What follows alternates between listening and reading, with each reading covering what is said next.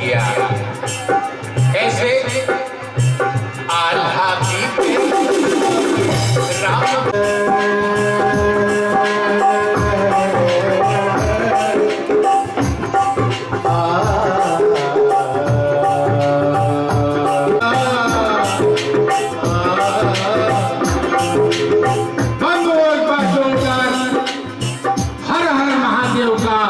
नारा आप लगाएंगे। पूज्य महाराज जी मंच पर पधार चुके हैं। हर हर आल्हा की रामकृष्ण परमहंस आल्हा की मीठी स्वर में और यहाँ के लोगों की भाषा में आपने संगीत परोसा है श्री जागेश्वर मिश्रा जी। अब आप जैसा कि देख रहे हैं कि हमारे मंचासीन हो चुके हैं श्री विनोद पाठक जी। आज पंचम दिवस के कार्यक्रम का प्रवचन आप लोगों को सुनाएंगे। हम माल्यार्पण की ओर बढ़ते हुए राजेश जी से निवेदन करेंगे कि आप माल्यार्पण में मुझे सहयोग करें।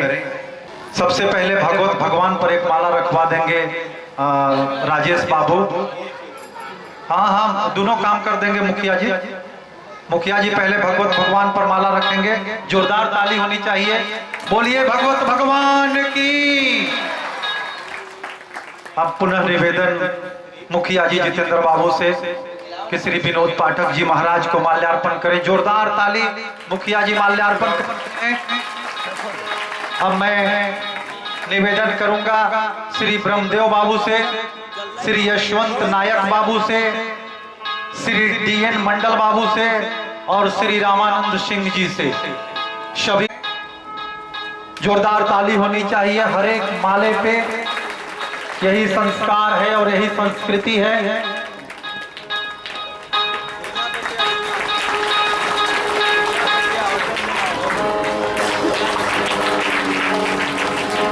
जोरदार ताली माताओं बहनों भक्तजनों।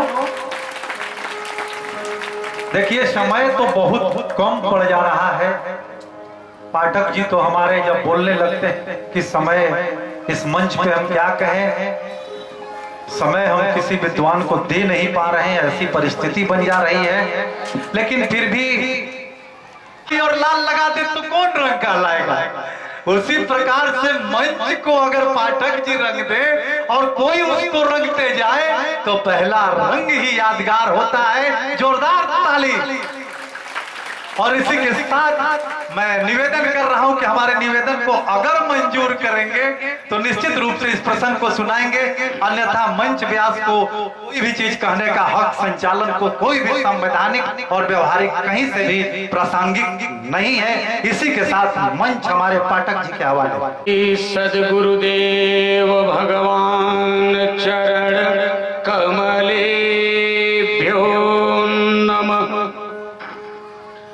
श्रीमातृपितृचरण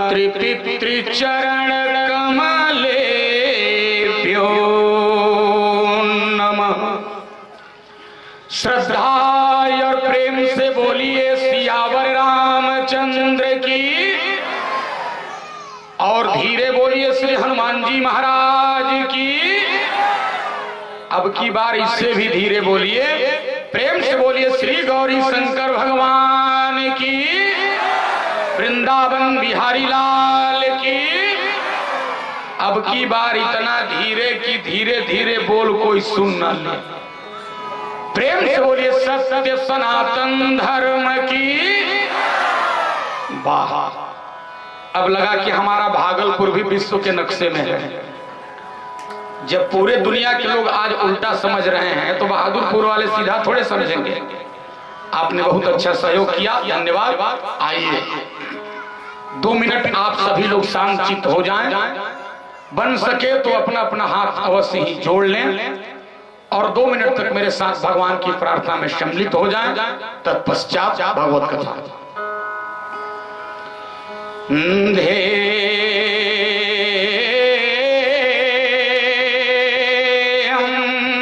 सदा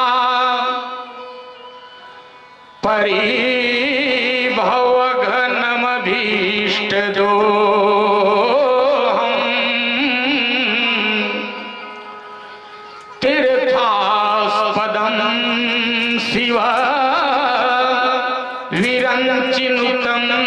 शरण्यं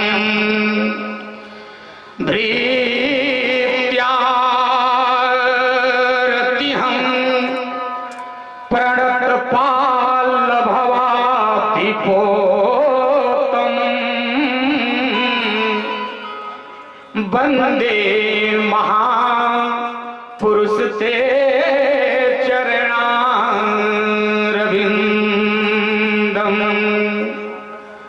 गंगा तरंगरमणीय जटा कलापम गौरी निरंतर विभूषित वाम भागम नारायण प्रियमनंग मदापहारम वाराणसी पुरपतिं भज विश्वनाथम।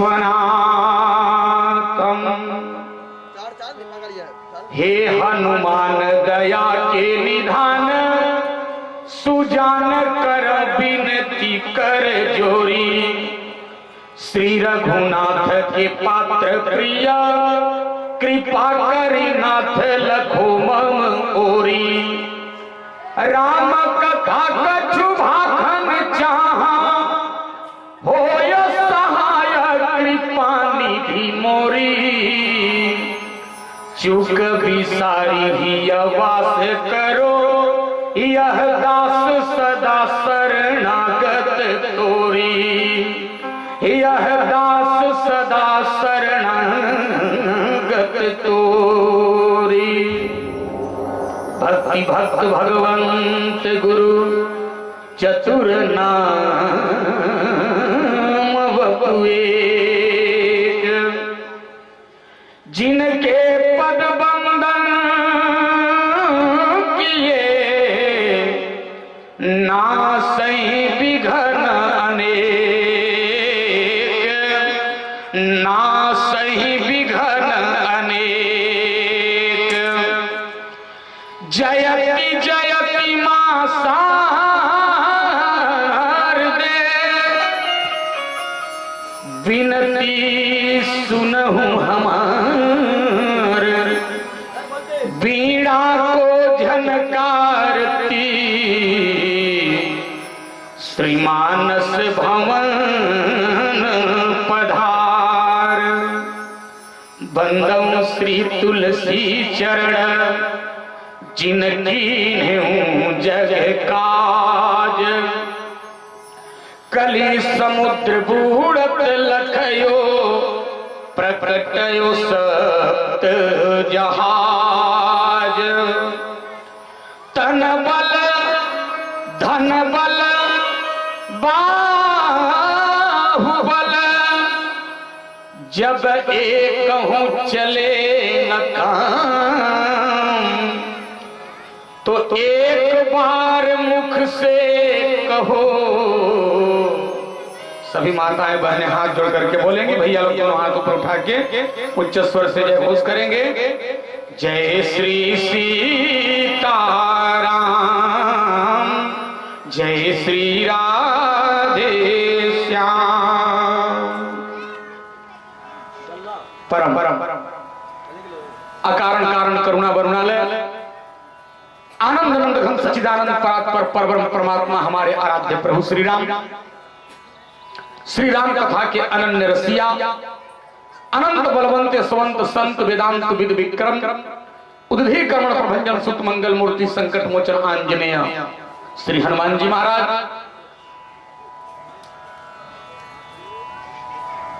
धर्मानुरागी श्रोता सज्जन वृंद स्नेहमयी वात्सल्यमयी करुणामयी मंजुलमयी माताएं एवं बहनें देश के होनहार कर्णधार नन्हे नन्हे बच्चे एवं बच्चियां जिनके श्री मुख से श्रीमद् भागवत सप्ताह ज्ञान महायज्ञ में हम लोग जिनकी पीयूष वर्षणी वाणी से आप्यायित हो रहे हैं स्तुत्य चरण श्री आनंद भाई जी एवं मेरे बाद जिनकी कथा सुधा से आप तृप्त होंगे, काशी की धरती से पधारी हुई सम्मानीय विदुषी बहन सुश्री ऋचा मिश्रा जी, एवं अभी अभी जिनके सुमधुर गायन से हम और आप आनंदित हो रहे थे, ऐसे श्री जागेश्वर मिश्रा जी, इस आयोजन के मेरुदंड परम श्रद्धे बाबू जयकांत सिंह जी, हमारे मुखिया जी राजेश जी, एवं तमाम ऐसे विज्ञजन जिनका नाम मैं नहीं जानता हूं। और अभी अभी हमारे संचालक भैया ओझा जी कह रहे थे कि रंग विनोद पाठक चढ़ाते हैं। मैं ये नहीं कहूंगा कि मैं चढ़ाता हूं, हम तो कहेंगे मंच का रंग मंच संचालक चढ़ाता। अगर मंच संचालक बढ़िया ना हो तो वक्ता का बोलने का मूड करता। अभी एक जगह हम प्रवचन करने गए थे ना, हमारे ओझा भैया बहुत शेरो शायरी जानते हैं, बोलते भी हैं, आपको सुनाते हैं, आप ताली भी बजाते हैं। तो उस संचालक भैया को भी शेरो शायरी बोलने की बड़ी आदत थी। जैसे हम मंच पर बैठे तो हमको देख कर कहा, जी कहता है आपको चांद कह दूं। हमने कहा यार कह दो, ये तो बहुत बढ़िया चीज है, लेकिन हमने कहा इसमें लेकिन क्या? कहा जी कहता है आपको चांद कह दूं, लेकिन उसमें भी दाग है। जी कहता है आपको सूरज कह दूं, हमने कहा ये और बढ़िया है, कहा लेकिन उसमें भी आग है।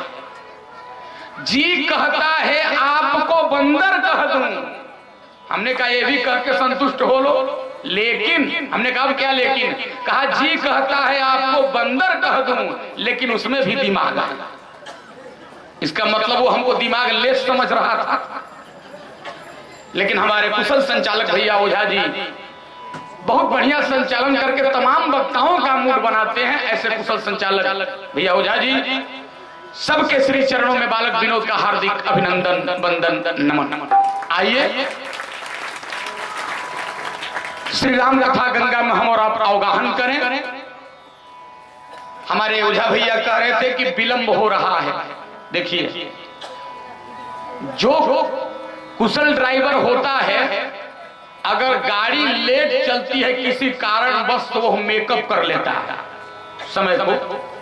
तो हम लोग समय का मेकअप कर लेंगे, इसके लिए आप घबराइएगा मत।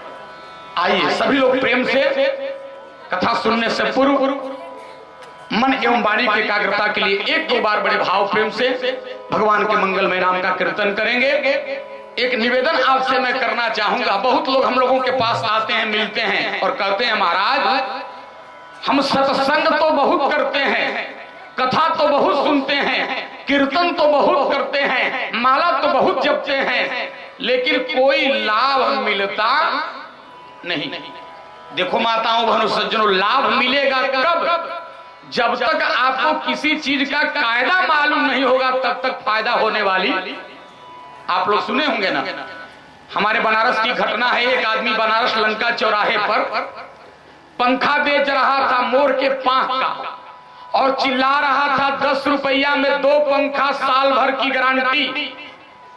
एक आदमी इधर सहरसा सुपौल से मान लो गया था, जैसे सुना मोर के पांख की पंखा, साल भर की गारंटी, दाम 10 रुपया, दौड़ के गया और सोचने लगा यार यहाँ तो बांस और ताड़ वाला पंखा 10 रुपया में नहीं मिलता है, ये मोर के पांख की पंखा दे रहा है। 10 रुपया फेंका, कहा भैया जल्दी 2 पंखा। पंखा लिया और पूछा साल भर की गारंटी है ना? उसने कहा हाँ बाबूजी ले जाओ, साल भर की गारंटी है। लेकर आया वो व्यक्ति अपने कमरे में, बनारस जहां ठहरा था। गर्मी का दिन, एक गिलास पानी पिया, कुर्ता खोला और जैसे पंखा का डंडी उठाकर हाँकना शुरू किया, कुल अखना पखना टूट के गिरने लगा। कहा बड़ा मूर्ख बनाया। कहा साल भर की गारंटी, तो 10 मिनट नहीं चला। फिर टूटा हुआ पंखा लेके मोड़ के गया और जाके कहा सुनो, चौराहे पर खड़े होकर लोगों को मूर्ख बना रहे हो। क्या हुआ बाबूजी? कहा तुमने कहा था साल भर की गारंटी, तेरा पंखा तो 5 मिनट भी नहीं चला। उसने कहा आप चला कैसे रहे थे? कहा लो 50 साल हमारी उम्र हो गई, हमको पंखा भी नहीं चलाने आता है। अरे चला कैसे रहे थे ये तो बताइए।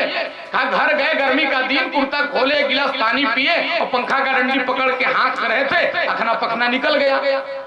उस पंखा बेचने वाले ने कहा श्रीमान इस पंखे को ऐसे नहीं चलाना है। कहा तब कहा दीवार में इसको गाड़ दीजिए और पंखा नहीं हिलाना है बल्कि पंखा के आगे गर्दन हिलाना है, पंखा के आगे गर्दन हिलाना है। तो साल भर नहीं बल्कि 10 साल की गारंटी दे रहा है। तो जब तक किसी चीज का कायदा आपको मालूम नहीं होगा तो फायदा कैसे आप लेंगे? तो देखिए, आप कीर्तन करेंगे, सत्संग करेंगे, व्रत करेंगे, भजन करेंगे, आपको लाभ होगा कब? जब तरीका मालूम होगा। गोस्वामी जी तरीका लिखे हैं, भगवान का भजन जब भी करो, कीर्तन जब भी करो तो कैसे करो? तो तरीका लिख रहे हैं, अरे मन क्रम बचन, अरे मन क्रम बचन छाड़ी चतुराई, मन क्रम बचन छाड़ी चतुराई, भजत कृपा करी हे रघुराई।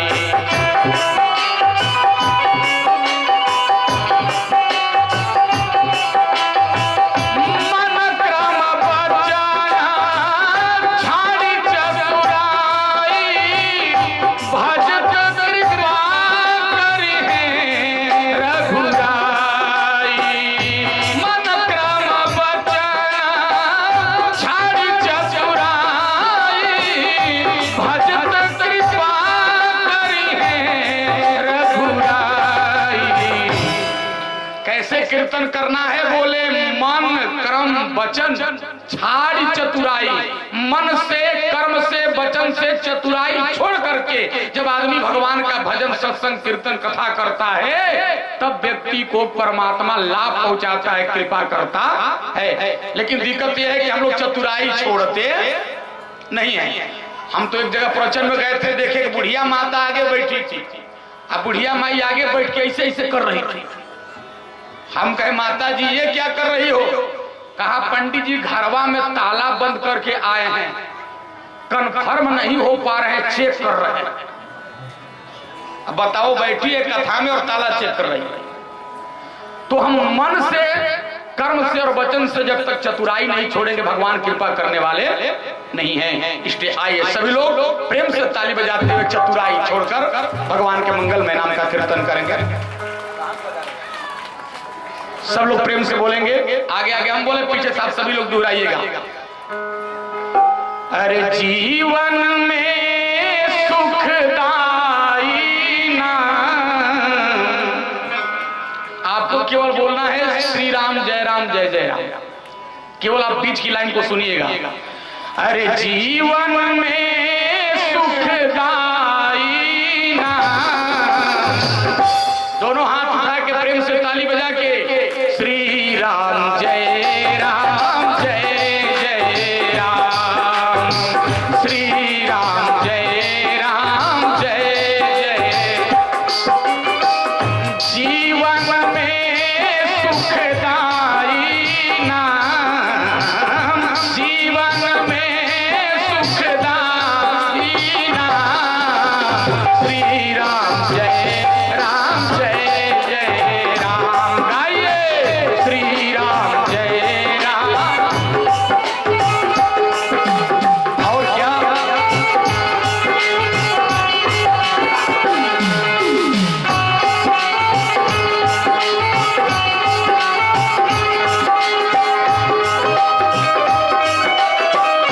क्या बात है?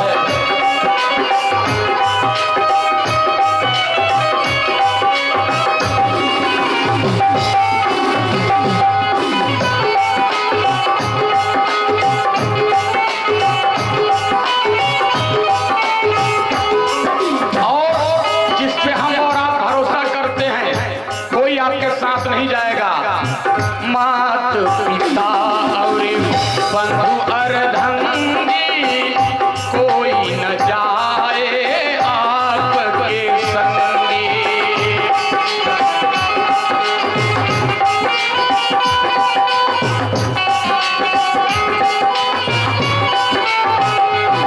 अरे मात पिता और बंधु अर्धंगी कोई न जाए आपके संगी। सो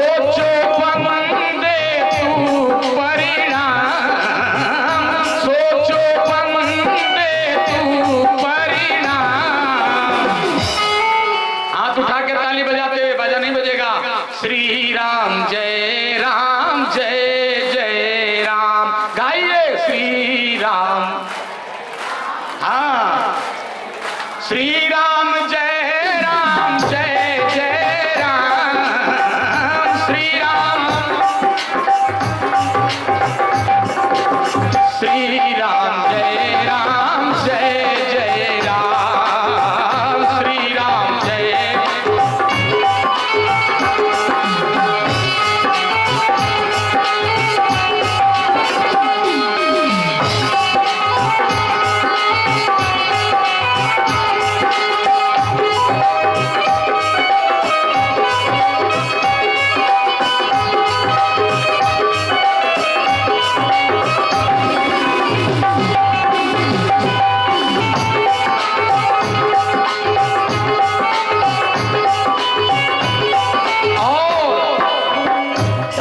दौलत और माल खजाना सब यही रह जाना,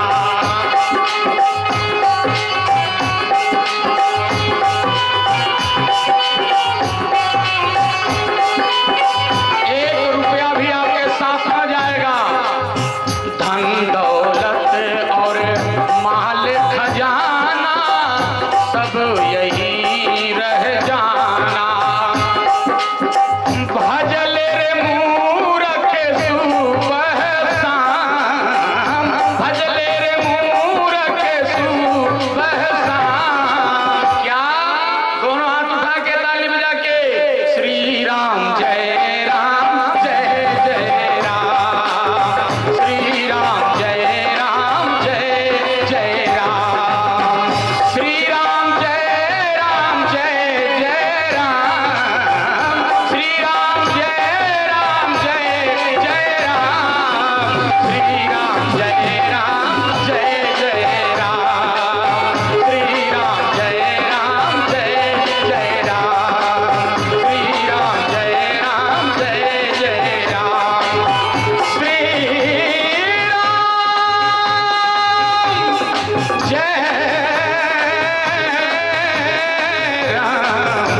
जय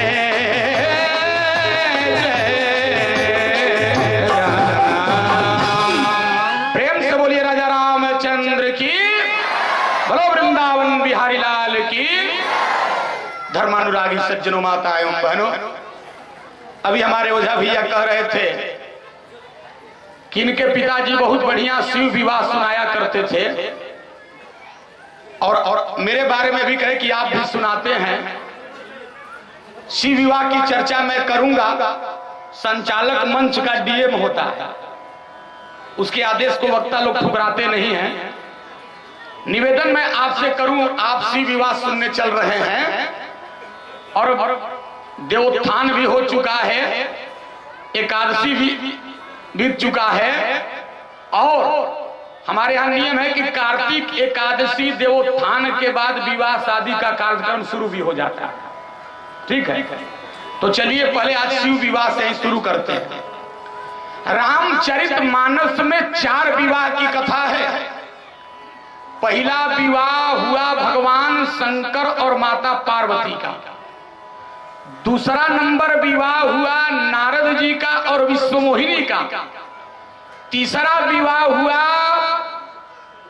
भगवान श्री राम का और मैया जानकी का, और चौथा नंबर विवाह हुआ सुपनेखा फुआ के लक्ष्मण जी के। हम आपकी फुआ न कह रहे हैं। 4 विवाह में से 2 विवाह भइल पूरा, 2 गो रह गई अधूरा। क्यों? कहा जिस विवाह में कोई अगुआ था, माध्यम था, मीडिएटर था, वो विवाह पूरा हो गया, और जिस विवाह में लड़का लड़की अपने से दांत चिहार कर चले गए वो अधूरा रह गया। भगवान शंकर के विवाह के अगुआ थे नारद बाबा और सप्तर्षि लोग, परिणाम विवाह पूरा हो गया। राम जी के विवाह के अगुआ थे माताओं बहनों बाबा विश्वामित्र जी, बक्सर वाले विवाह पूरा हो गया। ईमानदारी से मैं प्रश्न का उत्तर देना, नारद जी के विवाह का अगुआ कौन था? ये अपने से अपना विवाह करने के लिए विश्वमोहिनी के स्वयंवर में चले गए। सुपनेखा के विवाह में अगुआ कौन था? अपने से अपना विवाह करने के लिए चली गई। 2 मिनट केवल सुनाऊंगा, कैसे गई, कहां गई।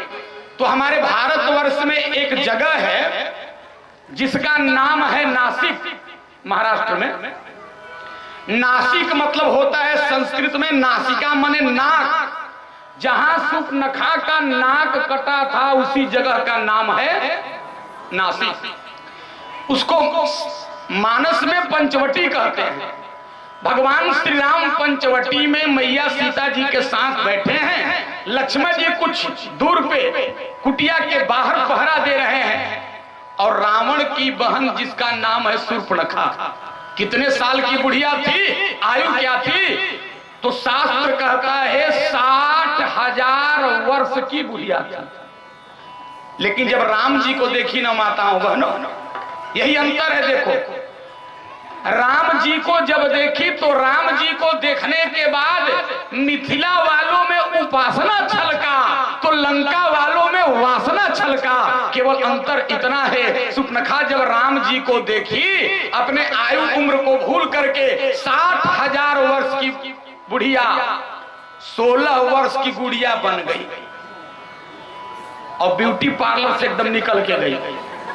वो कहां गई? राम जी के पास में। गोस्वामी गोस्वामी जी ने चौपाई लिखा है, क्या? बोले शूर्पणखा वण कई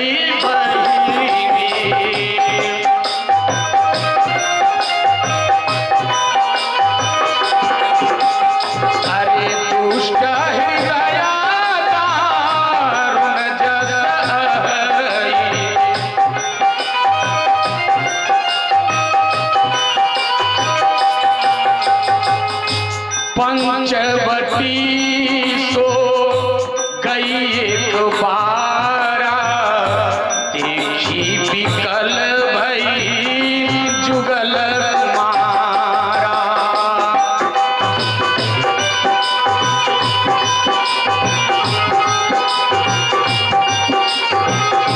देखी बिकल भई जुगल मारा। सुनो, हमारे यहां माताओं का 3 तरह से परिचय दिया जाता है। जब ये छोटी रहती हैं तो कहा जाता है ये फलाने की बिटिया है। जब वही बेटी बड़ी हो जाती है, उसका विवाह हो जाता है, अब उसका परिचय बदल जाता है। अब हम लोग परिचय देने लगते हैं ये फलाने की धर्म पत्नी है। और वही लड़की जब बुढ़िया हो जाती है तो हम लोग कहते हैं ये किसी की मां है। कैसे परिचय दिया गया है? तो देखिए, पार्वती जी का परिचय मानस में दिया गया है। बोले जय जय गिरिवर अरे राज किशोरी।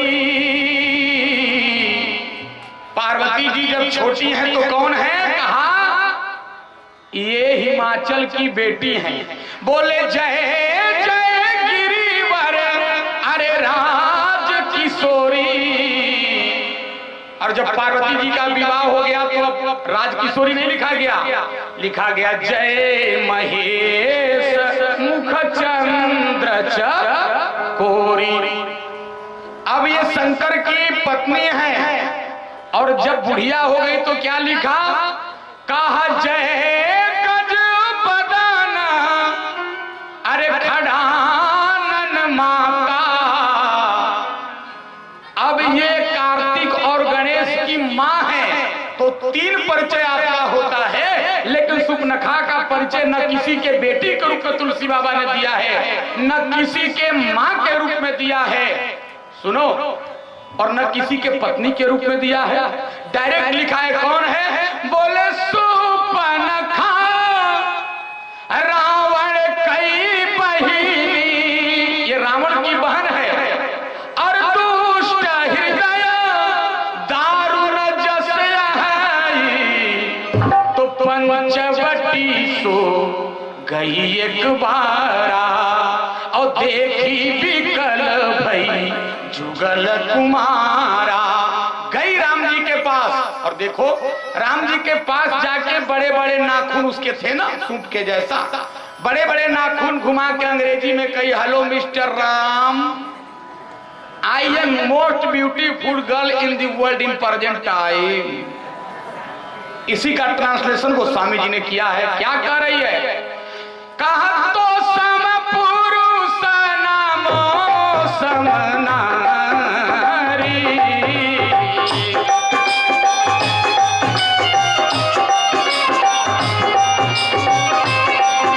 अरे यह संयोग विधि रचा विचारी।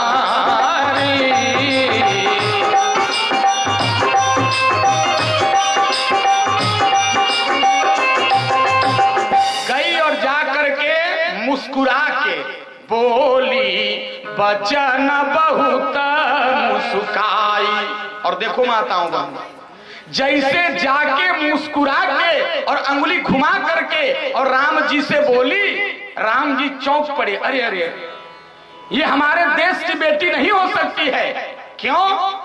कि हमारे देश की बेटी मर्द की बात छोड़ दो, पुरुषों की बात छोड़ दो, भारत की औरत औरत से शर्म करती है, घूंघट करती है। आप पढ़िएगा, यही रामचरितमानस गवाही है। रामचरितमानस में सीता जी जब जंगल में जा रही हैं, राम जी लक्ष्मण जी, तो जैसे झांसी के इलाके में, चित्रकूट के इलाके में राम जी पहुंचे, तो जंगल के कोल भीलों ने राम जी को पकड़ लिया और कोल भील की पत्नियों ने सीता जी को पकड़ लिया। ध्यान देना। और जंगल के कोल भील एक प्रश्न कर रहे हैं, अरे कवन नर सवा के बगिया उजरला, अरे कवन नर सवा के बगिया उजरला, काहे धैल तपसी के भेष ए बाबू, अरे कहवा के हव तू नरे ए बाबू, कहवा के हव तू नरे, कवने नरे सवा के बगिया उजरला, कवने नरे सवा के बगिया उजरला, काहे धैल तपसी के भेष ए बाबू, कहवा के हव तू नरे ए बाबू, कहवा के हव तू नरे।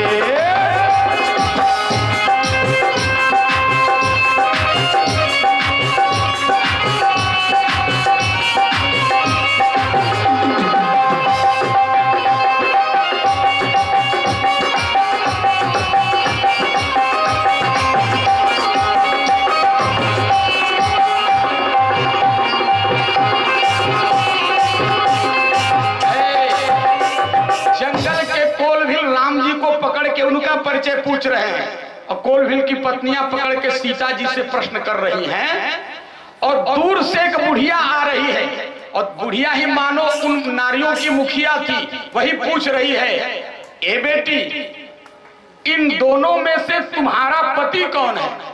तो देखो सुपनखा राम जी के पास गई तो विदेश की नारी मुस्कुरा रही है और हमारे देश की नारी सीता जी से जैसे प्रश्न कर रही है, दूर से इन दोनों में से तुम्हारा पति कौन है? चित्रकूट के इलाके के संत लोग गाते हैं, क्या पूछ रही है?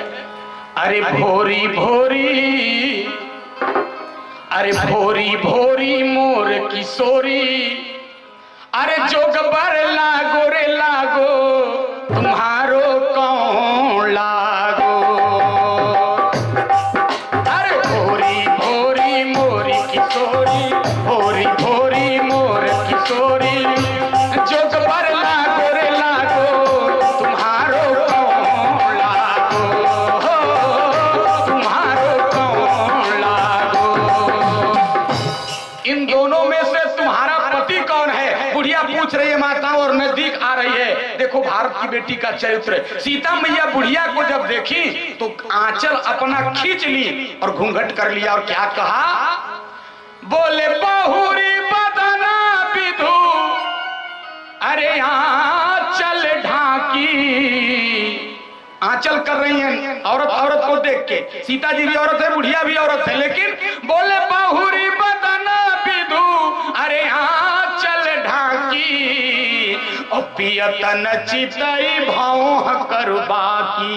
और भौं के आंख से इशारा से सीता जी थोड़ा सा घूंघट के आड़ से बता रही है, गोरकू जौन है ना गोरे वाले, वो हमार छोट देवर है। सीता जी का कहने का मतलब है गोरे वाला देवर है तो सांवले वाला उसका बड़ा भाई है। बुढ़िया कहती है हाँ ये बेटी ठीक है कहत रू, गोरकू तार छोट देवर हमें और संवरकू तार बड़ देवर है।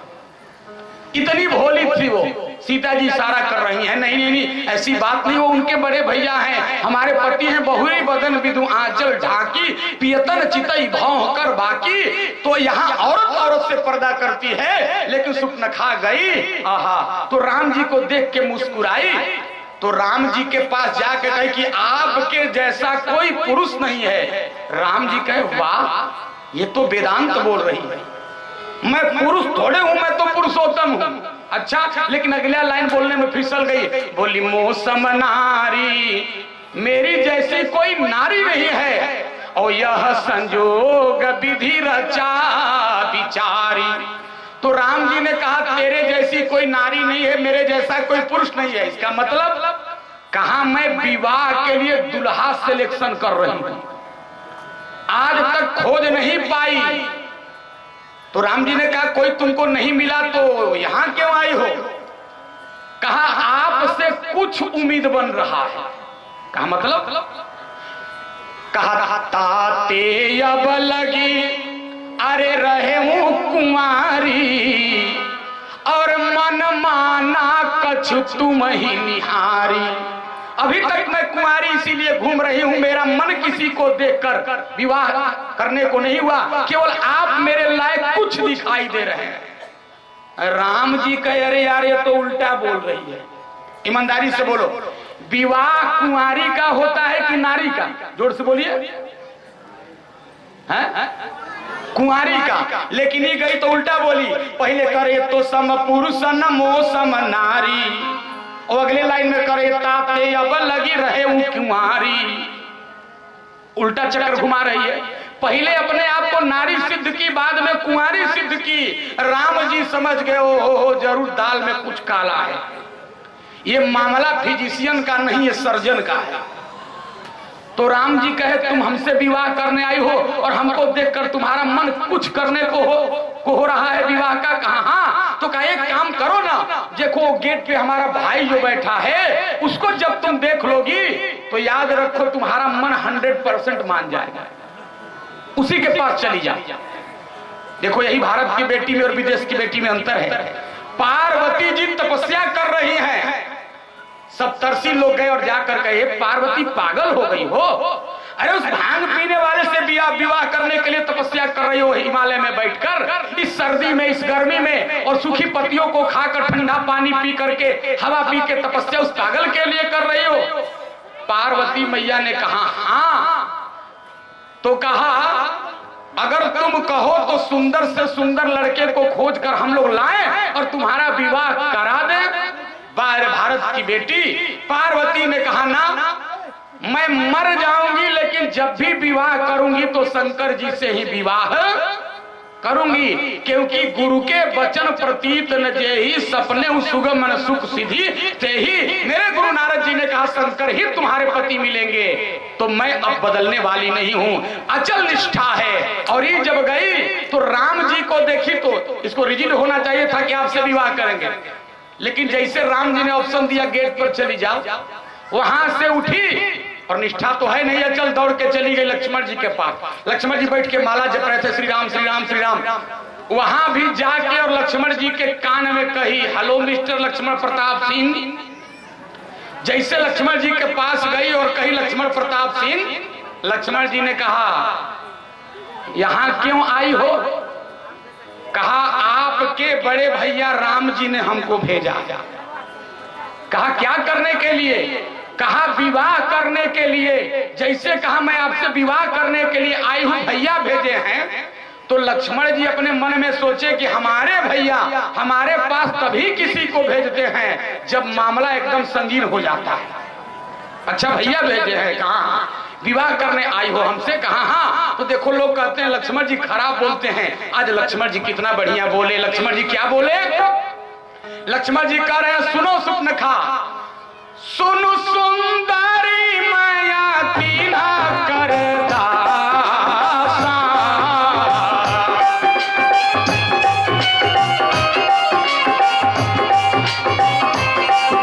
अरे पराधीन नहीं सब, अरे सुंदरी सुनो माया तीना करता। पराधीन नहीं तोर सुपासा। जैसे कहा हे सुंदरी सुनो, मैं उनका दास हूं, उनके आज्ञा को कभी मैं भंग नहीं करता। जैसे कहा सुंदरी, सुपनखा उछलने लगी, कही वाह वो करीबा सी गोरका बढ़िया है, इसको बोलने का भी ज्ञान बढ़िया है। Something is better than nothing. ये असली जौहरी है, ये तो कम से कम हमको सुंदरी कह रहा है, वो तो सुंदरी उंदरी कुछ भी नहीं कहा। ये असली जौहरी, इसको हीरे की पहचान। अच्छा तो एक बात पूछ दी, हे लक्ष्मण जी आप हमको सुंदरी कह रहे हो लेकिन हमारी ओर देख नहीं रहे हो। लक्ष्मण जी अपना मनवा में कहले, हे सुपनखा जब तक नइखी देखत तबे तक सुंदर बाड़ू, देखने के बाद पूरा भूगोल बदलने वाला, देखने के बाद पूरा भूगोल बदलने वाला। अच्छा विवाह करने आई हो ना, कहा छोड़ो इस बात को, आओ तेरे मांग में सिंदूर डाल दूं। और जैसे लक्ष्मण जी सिंदूर डालने की बात किए, वो आंख बंद करके प्रसन्न हुई, बस तीर धनुष उठाए और क्या कर दिए। वो स्वामी जी लिखे, नाक कान बिनु भई बिकरारा, जनु श्रव शैल गेरु कई भारा। लक्ष्मण जी ने ऑपरेशन कर दिया, नाक और कान काट दिया। एक बात सुनिए, लक्ष्मण जी नाक क्यों काटे माताओं बहनों? काटना ही चाहिए तो गर्दन काट लेते, पैर काट लेते, हाथ काट लेते, ये नाक क्यों काटे? नाक काट कर लक्ष्मण जी ने दुनिया के लोगों को एक संदेश दिया, दुनिया वालों जिसके घर की बेटी अपने से सड़कों पर बर चुनाव करने के लिए जाएगी, उस लड़की का नाक सुपनखा की तरह कटे या न कटे इस बात की कोई गारंटी नहीं है, लेकिन इस लड़की के बाप और भाई का नाक और कान निश्चित कटेगा, क्योंकि नाक कटना हिंदी की मुहावरा है, प्रतिष्ठा समाप्त हो जाना। जिसकी बेटी अपने से घर से भागकर विवाह करने चली जाए तो बाप का नाक तो कटेगा ही। तो कहने का मतलब है बिना अगुआ का विवाह करने गई, नाक कान कटा के आई। नारद जी बिना अगुआ के विवाह करने गए, बंदर का रूप बन गया। तो जिस विवाह में कोई अगुआ था वो विवाह पूरा हो गया, और जिस विवाह में कोई अगुआ न था वो अधूरा। और देखो भाई हमारे यहाँ इस समय दो शब्द प्रचलित है। पहले होता था विवाह, किसी से जब पूछा जाता था क्या हो रहा है आपके यहाँ, कहा विवाह। विवाह का मतलब बी उपसर्ग लगा है, बी माने विशेष, वाह। जहां विवाह होने के बाद लड़की कहे वाह, लड़का कहे वाह, घराती कहे वाह, बाराती कहे वाह, समधिन कहे वाह, समधी कहे वाह, वो होता था विवाह। और आजकल हो रहा है बियाह। बियाह मन जहां माता पिता के हृदय से आह निकल जाए। लड़का वाला कहा दहेज में टीवी का आ, लड़का वाला कहा हुंडई कार आ। जहां माता पिता के हृदय से आह निकले वो है बियाह, और जहां सर्वत्र वाह वाह हो उसे कहा जाता है भी वाह। और ध्यान दीजिएगा, शंकर जी के दुगो विवाह भइल बा माता जी, दो विवाह शंकर जी के। पहली पत्नी का नाम क्या था? पहली पत्नी का नाम था सती। भागवत की कथा महाराज जी सुनाए थे एक दिन, मैं सुनने तो नहीं आया था, पेपर में पढ़ा था, जो आनंद भाई जी आए हैं तो उन्होंने सती प्रसंग का वर्णन आपको भागवत जी में भी सुनाए थे। तो सती अपने पिता राजा दक्ष के यज्ञ में जाके मर गई, और मरने लगी तो मरते समय विष्णु भगवान से एक वरदान मांगा। क्या? अरे सती मरत हरि सन बर मांगा, और जन्म जन्म शिव पद अनुरागा।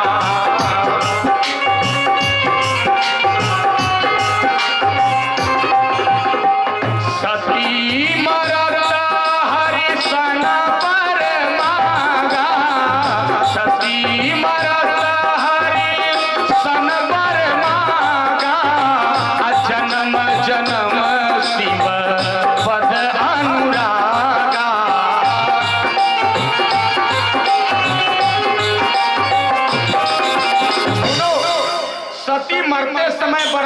मांगी महाराज विष्णु जी से, हमारा जब भी अब अगला जन्म हो तो मैं नारी अगर बनूं तो मेरा विवाह शंकर जी से हो। विष्णु भगवान ने आशीर्वाद दिया है, तथास्तु, ऐसा ही होगा। इसी वरदान के कारण सती का अगला जन्म किसके यहाँ हुआ? बोले पार्वती के रूप में हुआ। कैसे? बोले प्रथमम शैलपुत्रीं च द्वितीयं ब्रह्मचारिणीं तृतीयं चंद्रघंटेति कुसुमांडेति चतुर्थकं पंचमं स्कंधमापेति षष्ठं कात्यायनीति च। दुर्गा जी के रूप में प्रथम जन्म पार्वती के रूप में हुआ। कहाँ? का हिमाचल राजा और मैना माई के यहाँ। और एक नई कथा सुन लीजिए जो आप कभी नहीं सुने होंगे। मैना जी 3 बहन थी, मैना, नैना, सुनैना। मैना के बेटी रही पार्वती, सुनैना के बेटी भैली सीता, और नैना की बेटी थी रावण की बहू जिसका नाम था मेघनाथ की पत्नी सुलोचना। और जब अन्य ग्रंथों को आप पढ़ेंगे पुराणों को तो सुनैना और सुलोचना आपस में बहन हैं, ये भी एक कथा आई है, तो गौर से सुनिएगा। तो मैं आपसे जहां चर्चा कर रहा हूं मैना, नैना, सुनैना, तो इसी कारण उनका अगला जन्म हुआ। कहां? हिमाचल राजा और मैना माई के यहाँ। गोस्वामी जी चौपाई लिखे, बोले ते ही कारण अरे हिमगिरी गृह जाई और जनमी पार्वती तनु। सती का अगला जन्म माताओं बहनों पार्वती के रूप में हुआ। और देखो शंकर जी का विवाह जब हम किसी गांव में कम से कम 1 हफ्ता बोलेंगे तब पूरा होगा। 3 दिन में किसी का विवाह होता है हो? 3 दिन में आजकल तो लड़का लड़की भी देखा देखी नहीं हो रहा। समस्या यह है कि पहले माता पिता लड़का लड़की देखते थे, आज लड़का लड़की स्वयं एक दूसरे को देखते हैं। लड़का लड़की को देख रहा था, इंटरव्यू ले रहा था। क्रिकेट खेलना जानती हो? लड़की ने कहा हाँ। सुई में धागा करना जानती हो? लड़की ने कहा हाँ। सिलाई मशीन चलाना जानती हो? लड़की ने कहा हाँ। फुटबॉल खेलना जानती हो? कहा हाँ। तो लड़के ने पूछा डांस करना जानती हो? डांस? लड़की ने कहा हाँ। लड़के ने कहा कंफर्म है, अब तेरे साथ विवाह करूंगा। तो लड़की ने कहा महाराज आपने तो मेरा बहुत लंबा चौड़ा इंटरव्यू ले लिया, सब पूछ लिया, मेरे प्रश्न का उत्तर दो। आप तबला बजाना जानते हो? लड़के ने कहा ना। तो लड़की ने डांट के कहा जब मैं नाचूंगी तो तबला तुम्हारा बाप बजाएगा, जब मैं डांस करूंगी तो तबला तुम्हारा बाप बजाएगा। आज सारी अपेक्षा हम बेटियों से रखते हैं, अपने बेटे को देखते नहीं है। अगला जन्म पार्वती के रूप में हुआ तो सीधा समझ लो पार्वती विवाह के योग्य हो गई। और हमारा समाज ये कहता है जब किसी की बेटी सयानी होती है तो पीड़ा माँ को होती है, और जब किसी का बेटा सयाना होता है, नौजवान होता है, तो विवाह के लिए चिंता उसके बाप को होती है। पार्वती जब विवाह के लायक होने लगी तो एक दिन नारद बाबा आ गए। और सुनो, नारद जी आए तो नारद जी का बहुत सम्मान किया हिमाचल राजा और मैना माई ने। क्या किया? अरे नारद समाचार सब पाए, कौतुक ही गिरी के हंसी भाए, शैलराज बड़या कर कीन्हा, पद पधारी बरुआ तन दीन्हा। हिमाचल राजा और मैना माई ने नारद जी का संत का बड़ा स्वागत किया, भोजन कराया। और जब नारद जी भोजन के बाद विश्राम करने लगे माताओं बहनों, तो हिमाचल राजा किसी कारणवश चले गए राजमहल में जहां सभा बैठी थी। तो मैना माई जबरदस्ती देखी बाबा खाली पड़े हैं, सो रहे हैं, तो पार्वती को जबरदस्ती पकड़ के लाई और आके कही बेटा चलो बाबा को प्रणाम करो। और एक बात मैं परसों भी कहा था, आज भी कह रहा हूं, अपने बेटा बेटी से प्रणाम कराना जरूर, ये नियम बनवा लीजिए। श्रेष्ठ जनों को जरूर प्रणाम कराइए, नमस्कार कराइए। क्योंकि प्रणाम करने से 4 चीजों की वृद्धि होती है। मैंने बताया था, आयु विद्या यशो बलम। लेके गईली कली बेटा बाबा को प्रणाम करो। पार्वती जी सियानी लड़की गई, चरण छू करके, और जब लौटने लगी मैना जी हाथ पकड़ के कली, ए बेटी 2 मिनट रुक जाओ। बाबा नारद जी से कह रहे हैं, हे महाराज, त्रिकालज्ञ सर्वज्ञ तुम्हारा। हे महाराज, आप त्रिकालज्ञ हैं, त्रिकालज्ञ सर्वज्ञ तुम्हारा, आप सब कुछ जानने वाले हैं। अगति सर्वत्र तुम्हारी, और आप सबके आते जाते हैं। कहूं सुता के दोष गुण, अरे मुनिवर हृदय विचार। महाराज, मैंने सुना है आप ज्योतिष शास्त्र में बड़े पारंगत हैं। हे नारद बाबा, जरा मेरे बेटी का हाथ देख के बताइए कि इसको कैसा घर वर मिलेगा। तो किसी सियानी बेटी के सामने जब घर वर की चर्चा होती है, सील संकोच में पड़ जाती है। पार्वती जी का हाथवा अपने हथवा में लेके नारद बाबा 15 मिनट तक देख के ठठा के हंसते रह गए। जब 15 मिनट तक हंसते रह गए, कुछ न बोले, मैना जी अपना मनवा में कहली कि बुढ़वा संकल व कहा, मैं कह रही हूँ हाथ देखने के लिए, तो हंस क्यों रहे हो? नारद जी ने कहा, मैना जी ने कहा, बाबा जी हंस क्यों रहे हैं? हाथ झटक के नारद जी ने फेंक के कहा, ए मैना, किसके हाथ को दिखवा रही हो? अरे सामान्य नहीं है तुम्हारी लड़की। कहा, महाराज मैं लड़की के बारे में नहीं जानना चाहती हूँ, इसको जो लड़का मिलेगा, वर मिलेगा, उसके बारे में जानना चाहती हूँ। तो कथा बहुत लंबी है, लेकिन शॉर्टकट में आपको सुना देता हूँ। नारद जी ने हाथ देख के कहा, इसको जो वर मिलेगा उसमें 8 अवगुण होगा। 8 कौन कौन अवगुण? बोले निरगुण नीलाजा, इसको जो पति मिलेगा निर्गुण, वो सर्व गुणों से ऊपर होगा। मुरारी बापू जी कहा करते हैं, जिसके अंदर सतोगुण, रजोगुण और तमोगुण से जो ऊपर उठा है उसको निर्गुण कहा जाता है। बोले निर्गुण नीलाजा, निर्गुण मिलेगा इसका पति, नीलज मिलेगा, लाज शर्म नहीं रखता है। और कुबेश कपाली, और बढ़िया वस्त्र नहीं लगाता है, कुबेश में रहता है। कपाली माने खोपड़ी का माला लटकाने वाला मिलेगा। कहा और कैसा मिलेगा? कहा अकुल, कुल खानदान का कोई पता नहीं होगा।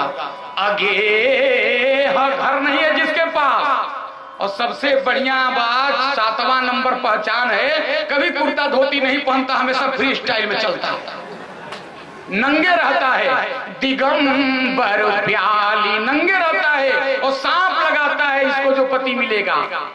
अच्छा माताओं बहन, ईमानदारी से बोलो, कोई संत आकर के कह दे तेरे पास तेरे बेटी को जो वर मिलेगा वो नंगे रहने वाला मिलेगा, भांग पीने वाला मिलेगा, श्मशान में सोने वाला मिलेगा, मकान नहीं होगा, रात भर तुम चैन की नींद ले पाओगे?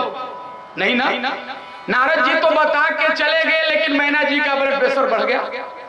मैना जी अब चिंतित हो गई। रात 12 जब बजा, दिन भर चिंतित होकर व्यथित थी।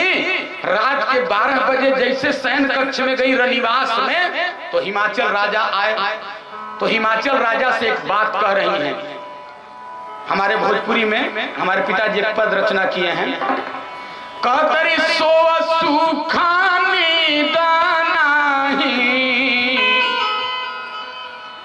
अरे लागे आजू अखिया है। महाराज, हे पतिदेव, हे प्राणनाथ, क्या हुआ मैना? कहा सो सुखानी दानाही, अरे लागे आजू अखिया है। अरे बेटी हमर कुंवर बाड़ी कर पिया सजिया है। बेटी हमर कुंवर बाड़ी कर पिया सजिया है।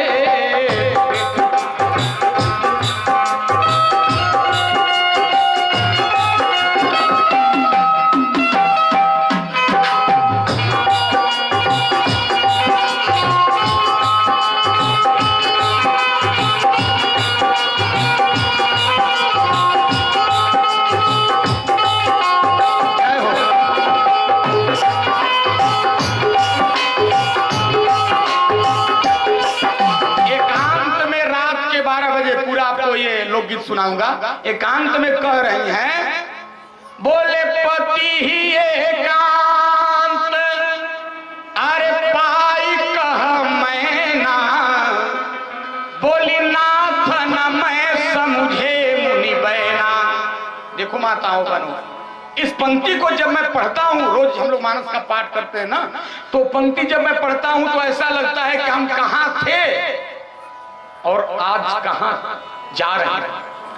आज आपका विज्ञान इतना प्रोग्रेसिव है, आज का आदमी मंगल पे जीवन खोज रहा है, लेकिन देश का दुर्भाग्य आज का मानव ये नहीं सोच रहा है कि हमारे जीवन में मंगल है कि नहीं है, ये कोई सोचने वाला नहीं है।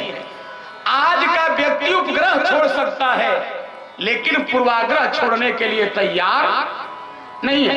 ईमानदारी से सुनना, पत्नी को जब भी बात करना चाहिए पति से तो कब करना चाहिए? मानस सिखाता है जीवन जीने की कला। गोस्वामी जी लिखे पति ही एकांत अरे पाई कह मैना। एकांत में बात कर रही हैं, इना की मेला में गई बड़ू जिलेबी किल्ले बड़ू कहत रुए टुटुआ के पापा, वहीं से चिल्ला रही है। ये हमारे यहाँ कल्चर नहीं था, अब हम बदल गए। अच्छा ध्यान दीजिएगा, एकांत में पत्नी को बात करने का हमारे यहाँ हक है। हम रावण को मंदोदरी को राक्षस और राक्षसी कहते हैं, लेकिन जब रावण और मंदोदरी के चरित्र को गहराई से आप समझिएगा, वो तो लीला की धरातल पर सब आए थे। रावण जैसा तो कोई विद्वान ही धरती पर न पैदा हुआ। ऑल ऑफ द वर्ल्ड, आप अंग्रेजी में पढ़ते हैं ना, all the world is a stage and all the men and women are character. ये पूरा संसार एक रंगमंच है और हम सभी लोग यहाँ नेता मतलब अभिनेता और अभिनेत्री बन के इस रंगशाला में आए हैं। तो लीला की धरातल पर रावण ने भले खलनायक का काम किया, लेकिन अंदर का जीवन देखिएगा, बड़ा ही दिव्यतम था रावण और मंदोदरी का। मंदोदरी राक्षसिन थी, लेकिन जब भी बात करती थी तो कैसे बात करती थी? सुंदरकांड पढ़ लीजिएगा बात करने का तरीका। बोले रहसी जोर कर अरे पति पगलागी, रहसी जोर कर पति पगलागी, बोली बचन नीति रस पागी।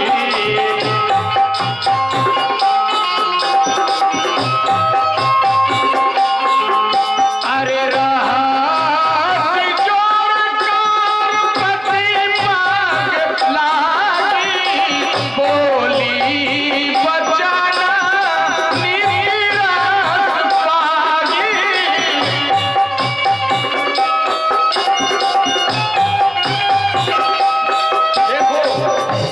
मंदोदरी राक्षसिन थी, लेकिन रहसी का मतलब साहित्य में होता है एकांत। एकांत में बात करती थी कैसे? बोले रहसी जोर कर, कर माने हाथ, जोर माने जोड़ के रावण अपने पति के हाथ और चरण पकड़ के क्या बोलती थी? बोले रहसी जोर कर पति पगलागी, अब बोली बचन नीति रस पागी। हाथ जोड़कर रावण का पैर पकड़ के और नीति युक्त मीठा वचन बोलती थी। आप भी बोलती हो क्या? आज की औरतें बोलती हैं क्या? मैं भागलपुर की माताओं को प्रणाम करता हूँ, यहाँ की बात नहीं कर रहा हूँ, आरा का अपने यहाँ का भी बात कर रहा हूँ, अपने जिले का। हमारे यहाँ तो एक पति आया अगहन के महीना में ड्यूटी करके ठंडी में 10 बजे रात को, और अपने पत्नी से कहा जल्दी गर्म पानी करोगे, करो, नहाएंगे नहीं तो, मूड बना के जरा सा कहा जल्दी गर्म पानी करो, नहाएंगे नहीं तो, जैसे आंख घुमा के नचा के कहा नहीं तो पत्नी ने उससे भी आंख फैला के चौड़ा कहा तब क्या करोगे? पति ने धीरे से कहा तब ठंडे पानी से नहा लेंगे। और क्या करेंगे? हम इतने गिरे हो गए हैं आज, समझो। लेकिन ईमानदारी से सुनना, राक्षसी होके एकांत में बात करती थी। और यहाँ सिंसियर लोग बैठे हैं। राम जी बाली को मार दिए, बाली मरा जब, तो मरते समय बाली ने एक बहुत बढ़िया प्रश्न किया, मैं बैरी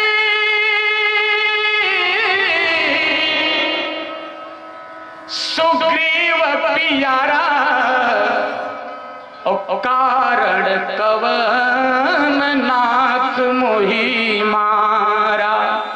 हे प्रभु, बैरी हो गया, सुग्रीव आपके लिए प्रिय हो गया, क्यों आपने मुझे मारा?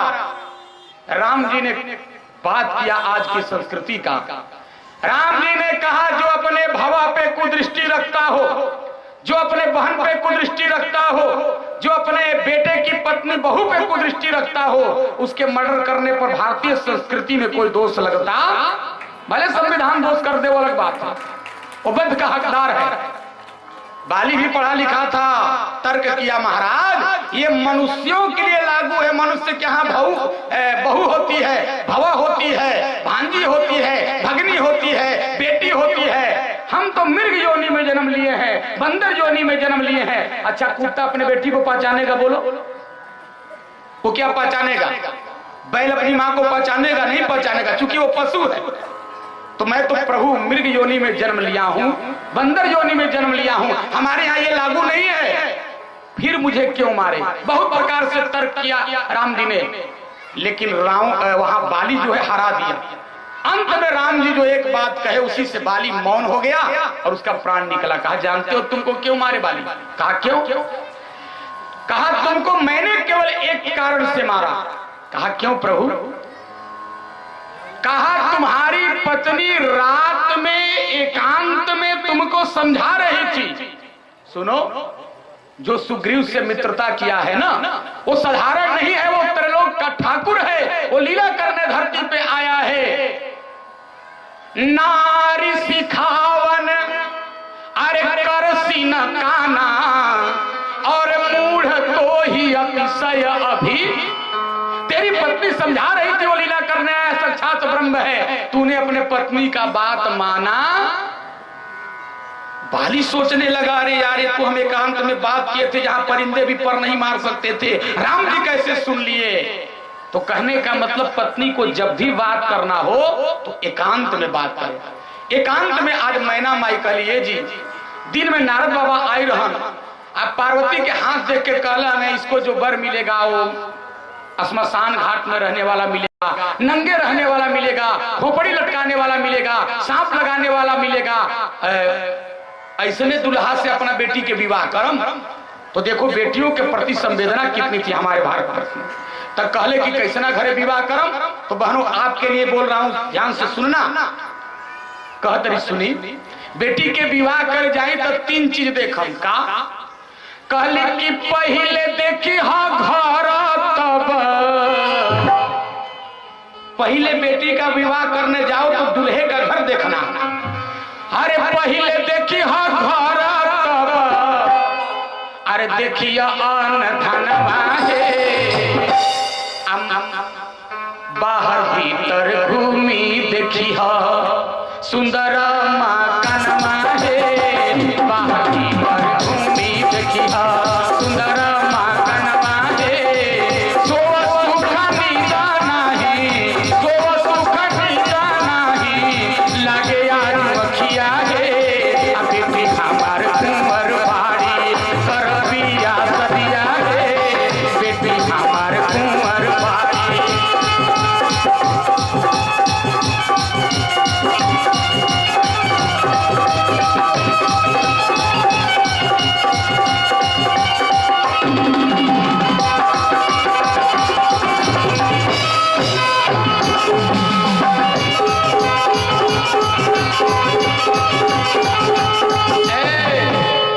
बेटी का विवाह करने जाना तो पहले घर देखना, ओकरा बाद का देखिए ग्रामीण परिवेश की बात कर रही हैं। गाय बैल भैंस देखिए, लड़के वाले के घर जाना तो दरवाजे पर गाय बैल भैंस देख लेना, ये सुखी किसान का पहचान है। वो आज तो कोई गाय की सेवा करता नहीं।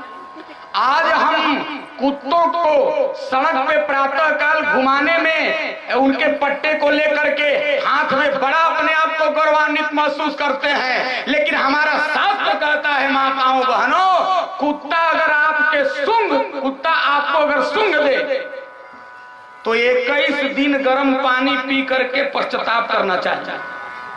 और आज हम लोग कुत्तों को गोद में लेकर खिलाते हैं। सोचो, गौ माता की आज सेवा करने के लिए कोई तैयार नहीं है। याद रखो, एक बार भगवान श्री कृष्ण से पूछा क्या, प्रभु आप वेदों में कौन सा वेद है? हमारे यहाँ 4 वेद है ना, ऋग्वेद, यजुर्वेद, अथर्ववेद, सामवेद। आप चारों वेदों में से कौन है? भगवान ने कहा वेदो अहम साम वेद, वेदों में मैं साम वेद हूं। कहा धरती पे वृक्ष बहुत हैं, वृक्षों में आप कौन हो? आम हो, कहा ना। महुआ हो, कहा ना। कटहल हो, कहा ना। जामुन हो, कहा ना। कहा वृक्षों में मैं पीपल हूं। कहा धरती पे पशु बहुत है, पशुओं में आप कौन हो? कहा पशुओं में मैं गाय हूं। गौ साक्षात नारायण की स्वरूप है गाय, और जो जीवन में गाय की सेवा करता है, गौ विश्वस्य मात्र। याद रखो, अपनी माँ 2 साल तक दूध पिलाती है। हम जिंदगी भर कहते हैं माँ के ऋण से कोई ऋण नहीं हो सकता, और गौ माता एक व्यक्ति को जीवन पर्यंत दूध पिलाती है। क्या उसके ऋण से हम कभी ऋण होने वाले हैं? गाय पूरे विश्व की माता। गौ का संवर्धन करो, दरवाजे पर गाय रखो, भले कार न रखो आगे, लेकिन एक गौ की सेवा जरूर करो। आपका साइंस कह रहा है, विज्ञान कह रहा है, गौ का जहां गोबर गिरता है, जहां उसके मूत्र गिरते हैं, वहां कई रोगों के कीटाणु समाप्त हो जाते हैं। लेकिन आज गौ की सेवा के लिए कोई तैयार नहीं। और मैं तो भारत के तमाम मंचों से कहता हूं, गौ सेवा का हक केवल हिंदुओं को ही नहीं है, गौ सेवा मुसलमान भाइयों को भी करना चाहिए। जानते हो क्यों? क्योंकि गौ माँ तो माँ न है। याद रखो, जब एक हिंदू का बेटा बाल्टी लेकर उसके थन के नीचे बैठेगा, गौ माता उतनी ही प्रेम से दूध देती है। और एक मुस्लिम का बेटा भी जब बाल्टी लेकर थन के नीचे बैठेगा दूहने के लिए, गौ माता उतनी ही प्रेम से दूध देती है, लात मार के उसे भगाती नहीं है। अरे जब गौ माता हिंदू और मुसलमान में दूध देने में, दूध पिलाने में कभी विभेद नहीं करती, तो हिंदू और मुसलमान को गौ सेवा में भी कभी विभेद करने का हक नहीं है। गौ सेवा जरूर कीजिए। कहली कि जब लड़का वाला के द्वार पर जाई तो का देखम, कहली कि पहले देखी घर देखना, और नीचे की पंक्ति में दरवाजे पर गाय बैल भैंस देखी आ देखिया अन्न धनवा है, अमाई बाबू जाति पाती कुलखन धनवा है, अमाई बाबू जाति पाती कुलखन धनवा है, माई बाबू जाति पाती। कहतारी महीना पति से, कहतारी महीना पति से मधुर वचन है, आदेश पैसी भोज हो पिया चतुर सुजन है, आदेश पैसी भोज हो पिया।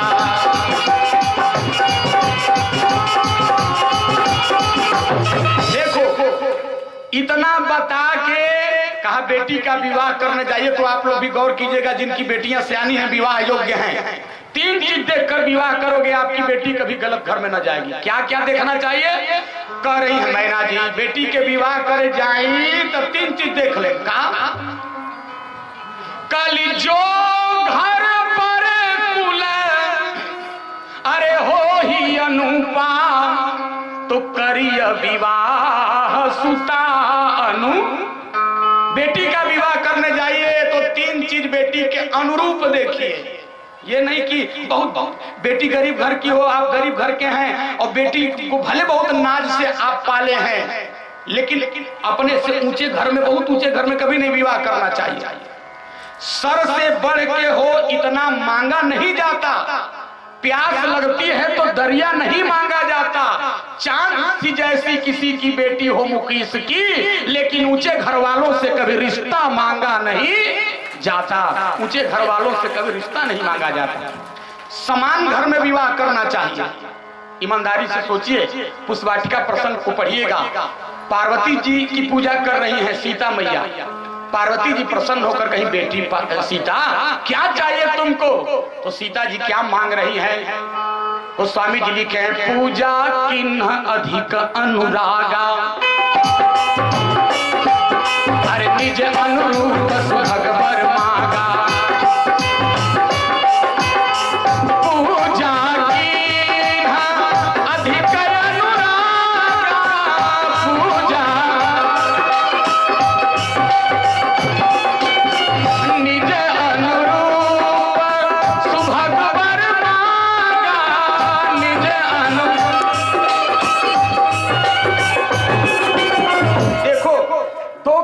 हमेशा बराबर में करना चाहिए, बराबरी के साथ करना चाहिए। विवाह जब भी करो अपने से बराबर लोगों से करो, और विवाद झगड़ा जब भी करो अपने से बराबर से करो। अब मान लो हम 3 फीट के आदमी किसी 5 फीट वाले 6 फीट वाले से झगड़ा कर देंगे तो पूरा हमारा नक्शा बिगाड़ जाएगा।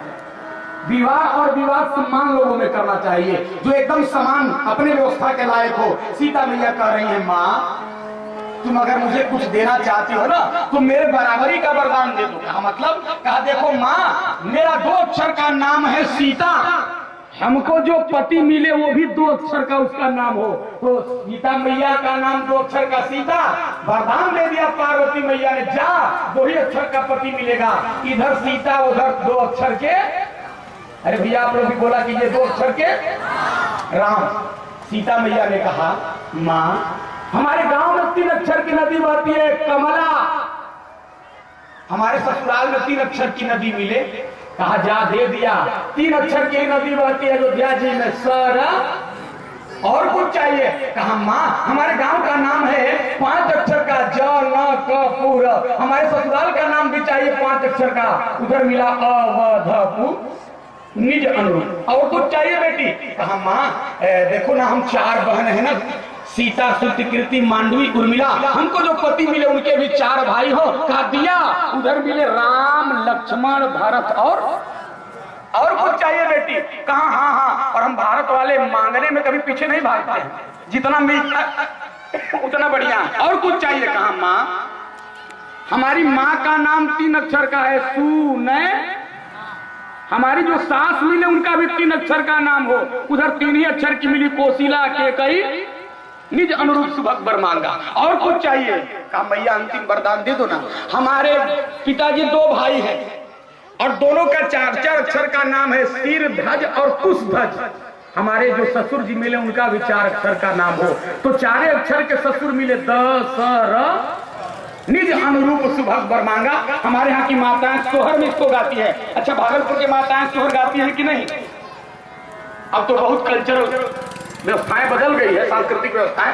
पहले की माताएं इतना बढ़िया गाती थी, पूछो मत। अब आज तो इनका सारा विवाह का गीत फिल्मी पैटर्न का हो गया।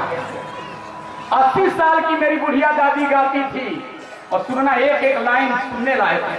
मुंह में दांत नहीं था, जीभ लटपटाता था, लेकिन गाती थी, अरे मंगल नाम अरे तुहारो ए माधव, मंगल नाम तुहारो हे, अरे गाय के गोबर माधो, अरे अंगना लिपाइब, गज मोती चौका पुराइब हे, चंदन काठ के पिढ़ई बनाइब, राम सीता के बैठाइब हे। सोहर गाती थी, अरे केकर जन्म ले बबुआ राम, अरे केकर बबुआ लक्ष्मण हो। और आज की माता ये सब गाती ही नहीं है। हम जब विवाह में गए थे ना, वहां की माता जी पंडित जी को देख के गीत गा रही थी, पंडित जी के चूड़ी होते होते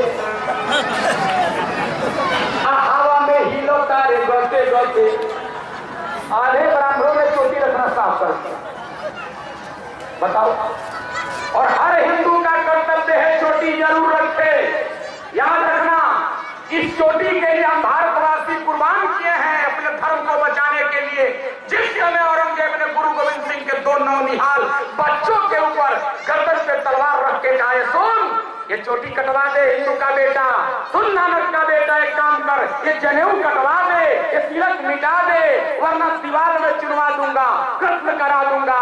गुरु नानक सिंह के 2 बहादुर बेटों ने कहा, अरे कर दो कत्ल खुशी से, इसकी फिक्र नहीं है धर्म उतना प्यारा जितना कि ये सर नहीं है धर्म उतना प्यारा जितना कि ये सर।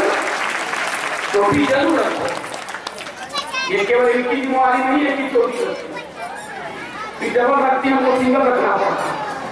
ठीक है, कृष्ण भगवान जब दूध नहीं पीते थे तो उनकी माँ कहती थी, बेटा दूध नहीं पियोगे तो जानते हो क्या होगा? कन्हैया ने कहा क्या होगा माँ? कहा तुम्हारी चोटी नहीं बढ़ेगी। कृष्ण भगवान रोज दूध पी के एक एक इंच नापते थे, बढ़ा कि नहीं कुछ? दाल तो धीरे धीरे न बढ़ता है, लेकिन कृष्ण भगवान अपनी माँ से पूछ रहे हैं, मासूदास लिखे हैं, मैया कबहू बढ़ोगे मेरी चोटी। कहीं कि कबहू है, पाठ्यांतर भेद है, कहीं कहीं कबही बढ़े गो मेरी चोटी। माँ मेरी चोटी कब बढ़ेगी? इसलिए याद रखना, चोटी, धोती, लगोटी हमारे भारतीय के लिए बहुत ही जरूरी है। चोटी पहले के लोग रखते थे, इसके लिए कुर्बान हो गए। पहले के लोग धोती पहनते थे, और धोती का अर्थ आप लोग जानते हैं क्या होता है? आज धोती पहनने वालों को समझा जाता है कि तुम मूर्ख। एक पंडित जी चले गए इंग्लैंड में धोती पहन के, तो पछोटा मारे थे, पकड़ा पछोटा, पीछे से और कहा, पंडित व्हाट इज दिस आइटम? ये क्या है? वो टाई पहना था, टाई।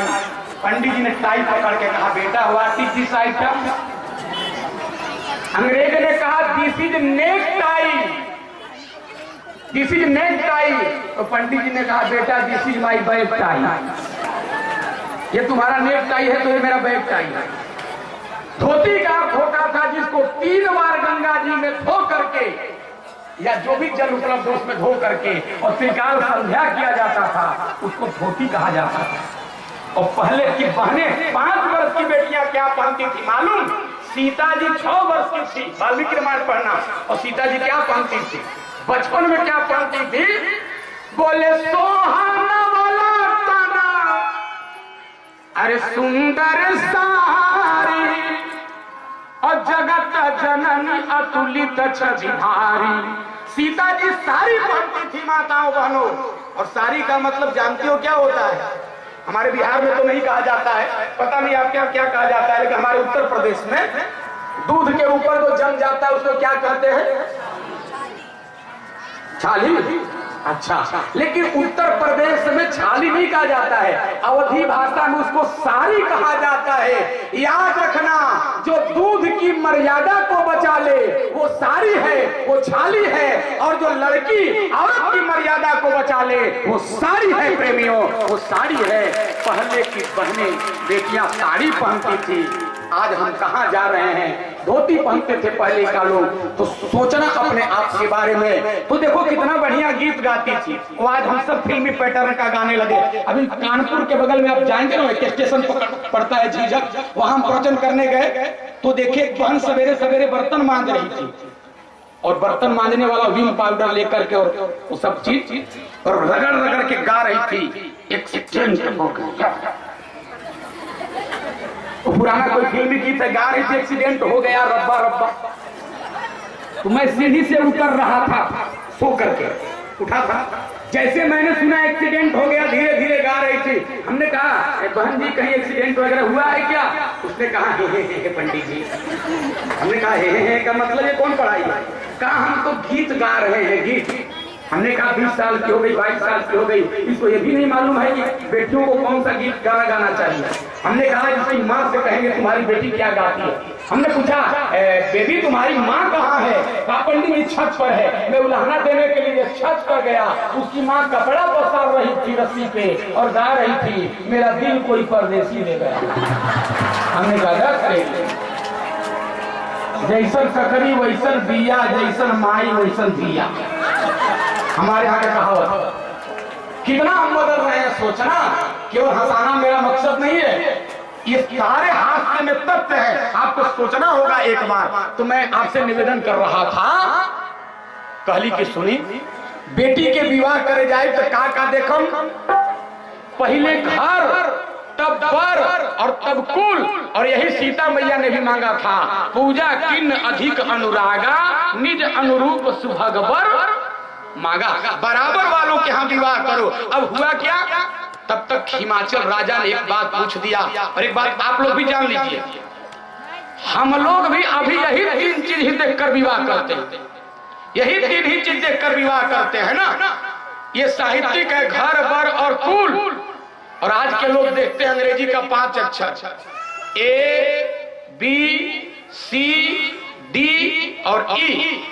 आज के लोग देखते हैं बेटी के विवाह में ए से एज, लड़की की उम्र कितनी है, लड़का का उम्र कितना है।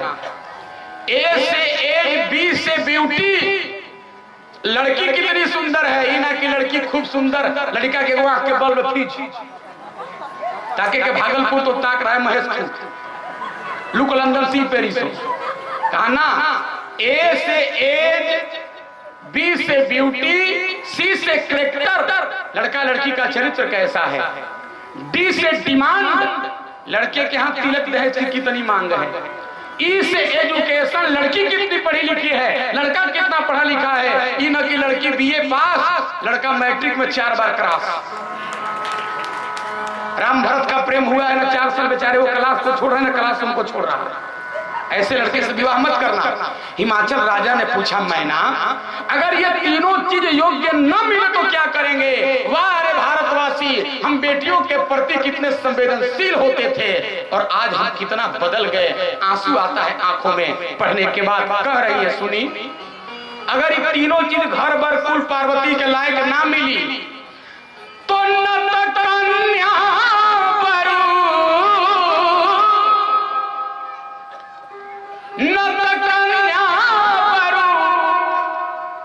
रही कुमारी। और इस चौपाई को गौर से सुनिएगा। कंतौ माम प्राण प्यारी, कहली ये लड़की ना ये हमार प्राण ही। और अच्छे लोग बैठे हैं माताओं बहनों, सुनना, पहले के लोग बेटियों को प्राण समझते थे, आज के लोग बेटियों को प्राण लेने वाला समझ रहे हैं। हम कितना बदल गए। बहुत ऐसे लोग हम लोगों से मिलने आते हैं, कहते हैं महाराज बेटा नहीं है, कोई उपाय बताते। एक सज्जन कहे बेटा नहीं है पंडित जी, कोई है मंत्र तंत्र। हमने कहा बेटे के लिए इतने व्यथित हो, बेटा क्या करता है भैया। कहा पंडित जी मंच पे बैठ के इतना लंबा चौड़ा उपदेश देते हैं, आपको नहीं मालूम कि बेटा जब पिंडदान करता है तो गति मुक्ति होती है। हमने कहा यही तो देश का दुर्भाग्य है। याद रखो, अगर बेटे के पिंडदान से माता पिता को मुक्ति मिलती है तो बेटी के कन्यादान से माता पिता को मोक्ष भी मिलती है। यह भी तो एक बार सोचना होगा आपको। अगर पिंडदान बेटा करता है तो इनके कन्यादान से भी उतना ही फल मिलता है। कहा महाराज बेटा तो नाम चलाता है ना, नाम चलाता है। हमने कहा गफलत में पड़े हो भैया, किसी का बेटा उसका नाम चलाता नहीं है, बेटा नाम कटाता है। बाप मरेगा, अभी बढ़िया से श्राद्ध तेरा ही नहीं होगा, जाएगा बैंक में एप्लीकेशन देगा, मैनेजर साहब पिताजी मर गए, उनका नाम काट करके कृपया मेरा नाम जोड़ दिया जाए। जहां जहां बाप का नाम होगा वहां वहां बेटा कटवाएगा। लेकिन हम लोग कहते हैं बेटा नाम चलाता है। लेकिन सुनो, तुलसी बाबा से पूछा गया बेटा कब तक बेटा होता है। और यही बात पश्चात प्रदेश अंग्रेजी के जनक शेक्सपियर, विलियम शेक्सपियर से पूछा गया, Shakespeare sir what is difference between son and daughter. गौर से सुनिएगा ए भैया, हला नहीं, सामने के श्रोताओं को एकदम सावधान होना चाहिए। बोलो सियावर रामचंद्र की। विलियम शेक्सपियर से पूछा गया what is difference between son and daughter, बेटा और बेटी में क्या अंतर है। शेक्सपियर ने माताओं बहनों जेब से कलम निकाला और डायरी खोला और डायरी के पन्नों पे पहला स्टैंजा लिखा तो लिखा only one difference between son and daughter. Jaikant भैया थोड़ा सा हम भी अंग्रेजी बोल लेते हैं, अच्छा लग रहा है कि नहीं आपको? थोड़ा सा कभी कभी बोलने का मूड कर देता है। अच्छा ठीक है, only one difference between son and daughter, बेटा और बेटी में केवल एक अंतर होता है। वैसे हम बिहारियों का प्रोनाउंसिएशन बहुत बढ़िया नहीं होता है। यूपी में डॉटर नहीं कहा जाता है, डॉटर कहा जाता है, शुद्ध सब्जी है। लेकिन हम लोग बिहारी हैं ना, ट्रेन में चढ़ेंगे तो एक कह रहा है हिंदी में तुमको लौकता नहीं है। हम कहे बाहर भैया, जवन डिक्शनरी से शब्द निकाले हो, कालिदास मूड पकड़ पकड़ के रो रहे होंगे, तुमको लौकता नहीं है, ये कौन हिंदी है बताओ। लेकिन वो हम लोग बिहारी है ना तो उसका गंध आ जाता है, प्रोनाउंसिएशन जहां भाषा कल्चर होती है वैसा हो जाता है। अच्छा तो मैं आपसे चर्चा कर रहा था, निकाला कहा बेटा और बेटी में केवल एक अंतर है। कहा क्या? तो सुनना, पहला स्टैंजा विलियम शेक्सपियर ने तुलसी बाबा का चुराया और लिखा, सन इज सन टिल मैरिज। जब तक बेटे का विवाह नहीं किया जाता, बेटा अपना बेटा होता है, विवाह के बाद बेटा अपना बेटा नहीं होता है। अपने माता पिता को भूल जाएगा, ससुराल में जाके सास को कहेगा मम्मी जी, इधर बाप से बोल चाल बंद, वहां जाके ससुराल में ससुर को कहेगा डैडी जी। गजब तमाशा। और हमारे बनारस के एक बहुत अच्छे लेखक चिंतक विचारक रामबली मिश्रा व्यास एक लोकगीत एक लाइन लिखे हैं, बेटा कब तक बेटा होता है, जब तक विवाह नहीं होता है। और देखो, जब से घर में टेलीविजन आ गया ना, ये टीवी, मैं टीवी की निंदा नहीं कर रहा हूं, मीडिया है, पत्रकार लोग भी आते हैं, छापते हैं, और आज ये चौथा स्तंभ माने जाते हैं। बिजली को एक जगह से फैलाने में जो भूमिका तार की होती है, सवारी को एक जगह से दूसरे जगह पहुंचाने में जो क्रिया एक कार की होती है, जनमानस की बातों को एक जगह से दूसरे जगह तक पहुंचाने में वही भूमिका एक पत्रकार की होती है, वही भूमिका एक पत्रकार की होती है। यहाँ के पत्रकार तो बड़े अच्छे हैं, रोज का प्रवचन दैनिक जागरण में, प्रभात में निकाल रहे हैं, और नहीं तो कहीं कहीं 15 दिन प्रवचन हम लोग करते रह जाएंगे, नहीं निकलता है। ये निकल जाएगा। 4 बच्चों की माँ प्रेमी के साथ ये निकाल देंगे, लेकिन प्रवचन नहीं निकाल सकते। बकरी मरी 0 माइल जाम। अरे भैया, बकरी से आपको इतना प्रेम है और कथावाचक से इतनी दुश्मनी है आपको। लेकिन यहाँ के मीडिया के तमाम पदाधिकारियों को मैं हार्दिक अभिनंदन धन्यवाद करता हूँ, और निवेदन मैं आपसे कर रहा हूँ, टेलीविजन जब से आ गया, देखो किसी चीज का निगेटिव एंड पॉजिटिव मतलब दोनों स्तर होता है ना। हम अगर बढ़िया सोचेंगे तो बढ़िया निकलेगा, गलत सोचेंगे तो गलत निकलेगा। तो उन्होंने लिखा, अरे टीवी लागल जुटावे मेला, अरे देखे बूढ़ जवान गदेला। पांडव 5 भाई थे, कौरव 100 भाई थे, इतने लोग यहाँ बैठे हैं। आज के नौजवानों को ये मालूम नहीं है कि 100 भाई का नाम क्या है, लेकिन फिल्म दुनिया के 100 एक्टर का नाम पूछिए तो ये बता देंगे। कहा तब हम कितने बदले? कहा टीवी लागल जुटावे मेला, अरे देखे बूढ़ जवान गदेला। गदेला मैंने आप लोग समझ रहे हैं, गदेला मैंने गोदी का छोटा सा बच्चा भी टीवी देखता है। अरे देखे बूढ़ जवान गदेला, अरे बाप मतारी देखे ना। बहू का कर्तव्य कभी ससुर के आगे अपने चेहरे को न दिखाए, बेटी कभी बाप से आगे न बैठे। लेकिन जब से टेलीविजन आ गया, अरे बिटिया बैठे देख अगारी, बाप मतारी देखे ना। बिटिया बैठे देख अगारी, बाप मतारी देखे ना। बहुअर देखे मुंह उघारी, बाप मतारी देखे ना।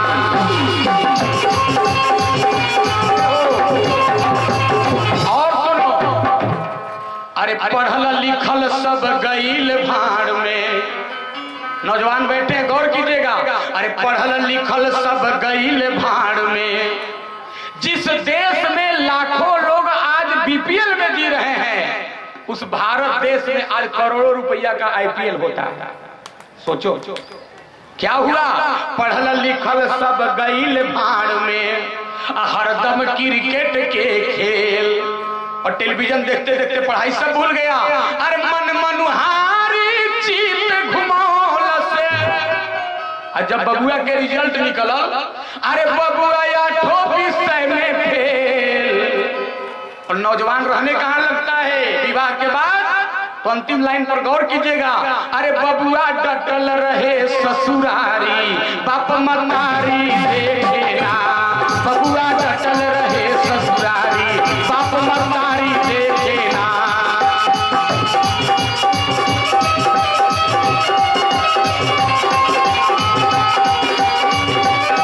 जय जय।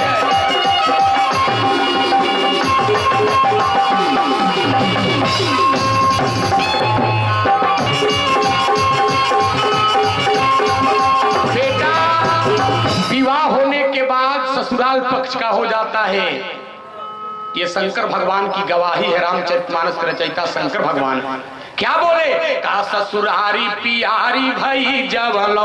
उत्तरकांड में जजमेंट दिया गया, बेटे का विवाह हो जाता है, बेटा आपका बेटा नहीं होता है, ससुराल का हो जाता है। इसी बात को शेक्सपियर ने लिखा, सन इज सन टिल मैरिज। जब तक बेटे का विवाह नहीं करोगे बेटा आपका बेटा होगा। लेकिन सुनो, ये बेटियां कब तक बेटियां होती हैं? कहा son is son till marriage but daughter is daughter till death. और लड़की जब तक चिता पर जल नहीं जाती है उस दिन तक बेटी बेटी होती है। होली कुमकुम रोली का त्योहार नहीं होता घर में अगर इन बेटियों का अवतार नहीं होता। बेटियों की आज जरूरत है समाज में। इसमें से कोई लक्ष्मी बाई बन सकती है, कोई किरण बेदी बन सकती है, कोई कल्पना चावला बन सकती है, कोई सुनिधि चौहान बन सकती है, कोई लता मंगेशकर बन सकती है, कोई श्रेया घोषाल बन सकती है। इनके अंदर असीमित क्षमताएं हैं, लेकिन आज ऐसे बेटियों को हम गर्भ में मार रहे हैं। माताओं, एक दिन अपने पत्नी को लेकर मैं हॉस्पिटल में गया था। एक भ्रूण का चित्र टंगा था, 2 लाइन बड़ा गजब का लिखा था। गर्भ की बेटी अपने माँ से पूछ रही है, माँ तू डॉक्टरनी के यहाँ आई है, मुझे मरवाने के लिए गर्भ में इंजेक्शन ले रही हो, टैबलेट ले रही हो, चाकू लगवा रही हो, कि बड़ा होकर मैं तुमसे पहनने के लिए कपड़ा मांगूंगी?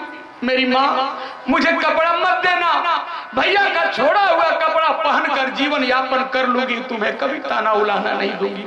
मेरी माँ, अगर तुम मुझे गर्भ में इसलिए मरवा रही है कि बड़ा होकर मैं तुमसे पीने के लिए दूध मांगूंगी, मत देना मुझे दूध। भैया जो दूध पी लेगा, गिलास में चंद बूंद जो बचेंगे उसमें चीनी और पानी मिलाकर मुझे पिला देना। तेरी बेटी तुम्हें कभी ताना उलाहना नहीं देगी। यह है बेटियों का त्याग।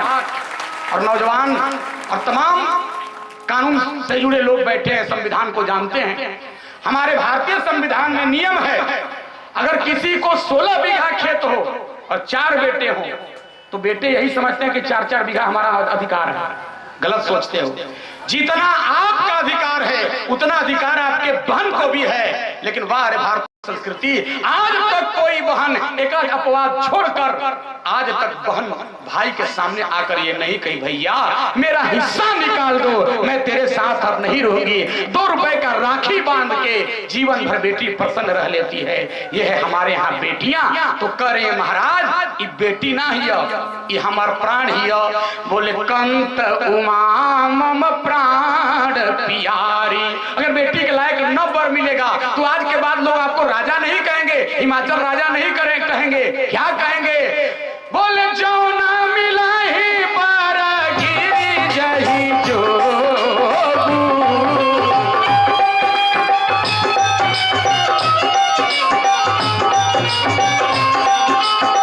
गिरी जड़ सहज कहीं सब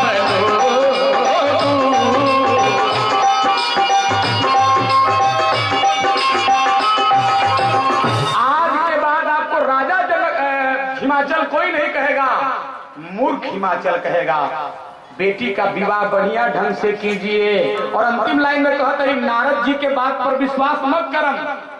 आज तक नारद ने किसी का घर बसाया नहीं। नारद का इतिहास पढ़ेंगे तो नारद ने घर उजाड़ा, प्रहलाद को फोड़ दिया, बेटे से ही बाप का मर्डर करा दिया, ध्रुव को फोड़ दिया अपने माता से, चित्रकेतु के घर को फोड़ दिया उन्होंने, 100 बेटों को अलग कर दिया नारद ने। देखिए सम्मानीय ऋचा मिश्रा जी आ गए, दोनों हाथ उठाकर हर हर महादेव नारा लगाए, हर हर। बस 5-7 मिनट गौर कीजिएगा। अच्छा, नारद जी के बात तो मत मानिएगा। अरे नारद जी के बात पर अरे बैठ जन्म कन्वा है। नारद जी की बात मत मानना। नारद जी के बात पर अपने पति को समझा रही हैं। अरे नारद जी के बात पर अरे बैठ जन्म कन्वा है। अदेश पैसी खोजहु पिया चतुर सुजनवा है। देश पैसी खोजहु पिया चतुर सुजनवा है।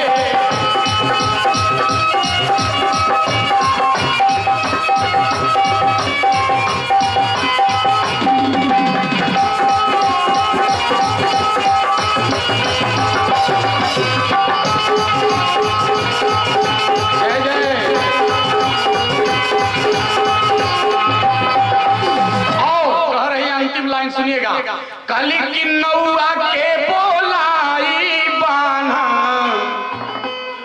अरे सतुआ पीसन मांगे आते सब पैसी खोज हो बाबा बाबा, अरे देश पैसी खोज हो बाबा, अरे चतुर सुजनवा है। कली की नारद जी के बाद पर मत विश्वास कीजिए, नारद ने किसी का घर आज तक बसाया नहीं। गांव के पंडित जी के और नाऊ भाई के बुलाए। अच्छा, इस गांव में नाऊ भाई हैं कि नहीं लोग हैं? तो हमारी बात को बुरा ना मानेंगे। एगो कहावत है कि पंछी में कौआ जाति में, मैं नहीं कर रहा हूं, आप कह रहे हैं, हम थोड़े कह रहे हैं। पंछी में कौआ जाति में नौआ, ये बहुत दोनों चालाक किस्म के होते हैं। एक बार गंगा जी में कुछ लोग नाव में जा रहे थे ना, सुनो, तो एक नाई भाई बैठे थे, बगल में एक लाला जी बैठे थे सिन्हा साहब। तो अचानक सिन्हा जी ने पूछ दिया नाऊ भाई से, बेटा तुम किस जाति के हो? तो आजकल जाति बताने में हम संकोच करते हैं, लेकिन विज्ञान के यहां नौजवान बैठे हैं, एक बात याद रखना, जब इस देश में शेर की जाति हो सकती है, बिल्ली की जाति हो सकती है, कुत्ते की जाति हो सकती है, तो हम इंसान अपने जाति को बताने में क्यों पीछे रहेंगे? जाति बताने में कभी पीछे मत रहना। हमारी प्रजाति है, शेर वंश की है बिल्ली, शेर वंश का है बाघ, शेर के वंश का है लकड़बग्घा, शेर के वंश का है चीता।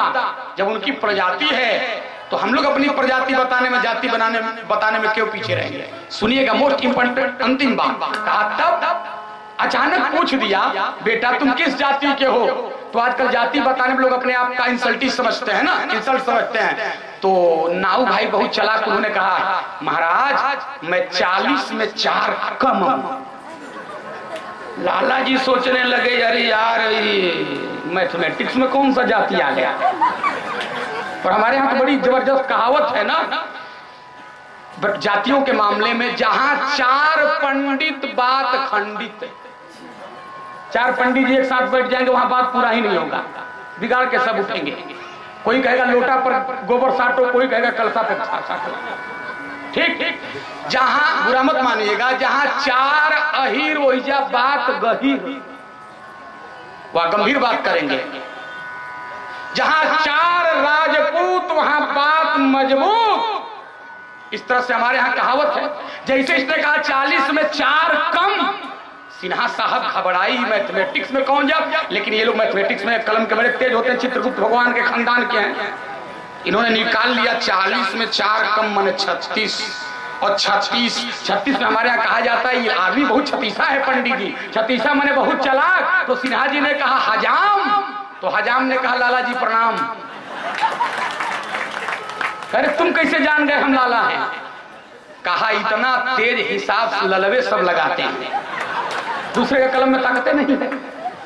तो देखो गांव के पंडित जी और नाऊ भाई को बुलाइए और पार्वती के लायक वर खुजवाइए। अंतिम बात निवेदन कर रहा हूं, बस केवल 7:30 पर घड़ी हमारी जाएगी, मैं बंद कर दूंगा, ये मूड में बना के चला था ना, बस इसी के साथ कहा। तब पंडित जी और नाऊ भाई के बुलावल गई। तो देखो पार्वती कोई सामान्य लड़की नहीं है कि सामान्य लड़के से विवाह होगा।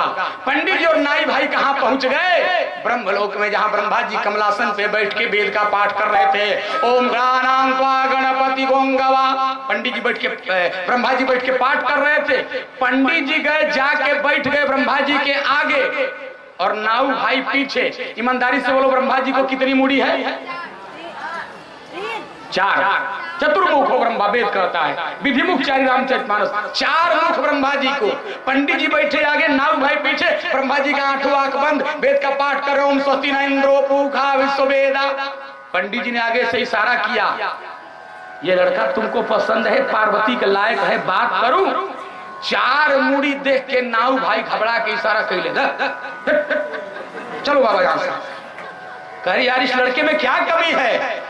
कहा इस लइकवा के बुझाता मिर्गी के बीमारी होला। कैसे जान गए आगे से? तो देखो मिर्गी के बीमारी में ऐसे देहिया उठाता है। तो नाऊ भाई जिधर घूम रहे थे उधर एक उनका मुंह था। हमको तो लग रहा है वैसा ही है। कहा नाना बेटा इसको 4 मुड़ी है ये है। कहा तब तो बहुत खतरनाक है, लड़की की 1 मुड़ी, लड़का का 4 मुड़ी। मान लो विवाह होने के बाद दाम्पत्य जीवन में कभी लड़का लड़की में वर कन्या में झगड़ा हो जाए, लड़की जब तक एक मुंह से एक बात बोलेगी, लड़का हरा के 4 मुंह से 4 बात बोलेगा। यही लड़का आपको पसंद आ रहा। कहा एक लड़का और बचा। कहा लेकर पहुंचे विष्णु जी के यहाँ बैकुंठ में। देखो विष्णु भगवान बैकुंठ में कैसे रहते हैं, तो आप लोग श्लोक पढ़ते हैं ना, विष्णु भगवान कैसे रहते हैं बैकुंठ में। बोले शांता का भुजग शयनम पवनाभम सुरेशम। विष्णु भगवान देखिए सर्प पे सोते हैं, और मेरे प्रश्न का जवाब देना यही वाणी विराम दूंगा। विष्णु भगवान सर्प पे सोते हैं, कैसे सोते हैं? बोले शांताकारम, शांत होके। और आज का मनुष्य डनलप के मोटे मोटे गद्दों पे सो रहा है मुखिया जी, लेकिन रात भर नींद नहीं आती। अशांताकारम डनलप, अशांत होके आज का मनुष्य जी रहा है। The God had provided us all thing, ईश्वर ने हमको आपको सब कुछ दिया फॉर अस प्लीजर, आनंद के लिए, सुख के लिए, as TV, refrigerator, cooler, tractor. But why are we restless today? लेकिन आज हम लोग आराम विहीन महसूस कर रहे हैं। आज किसी से पूछिए भैया शांति है? मुंह बना के लोग कहेंगे पंडित जी सब है, लेकिन दिल में शांति नहीं है। आज सब आराम खोजते हैं, एक नापदान का कीड़ा भी सुख खोजता है। माताओं बहनों ईमानदारी से बोलना। अच्छा मछली कहां सुखी रहेगी? और सोफा सेट पे निकाल के रख दो तब सोफा सेट तो बढ़िया जगह है ना, लेकिन मछली मर जाएगी सोफा सेट पे छटपटा के।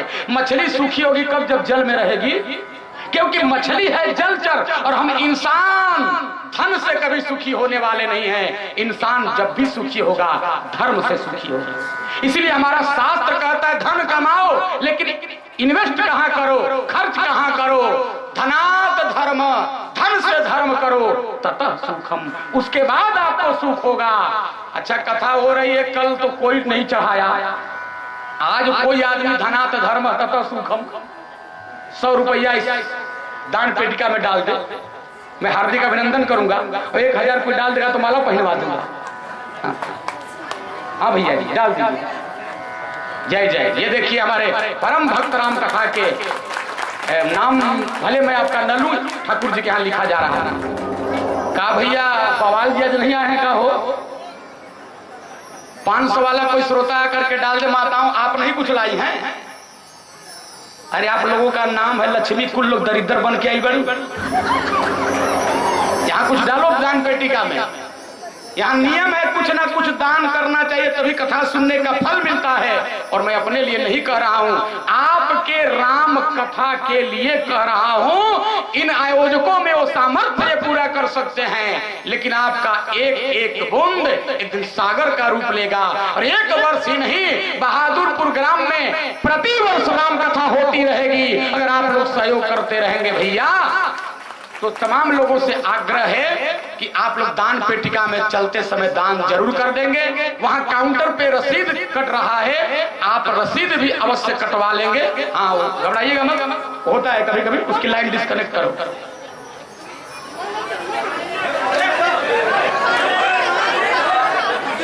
उस पर कुछ कपड़ा उपड़ा फेंक दीजिए, मोटा कपड़ा कुछ फेंकिए उस पर,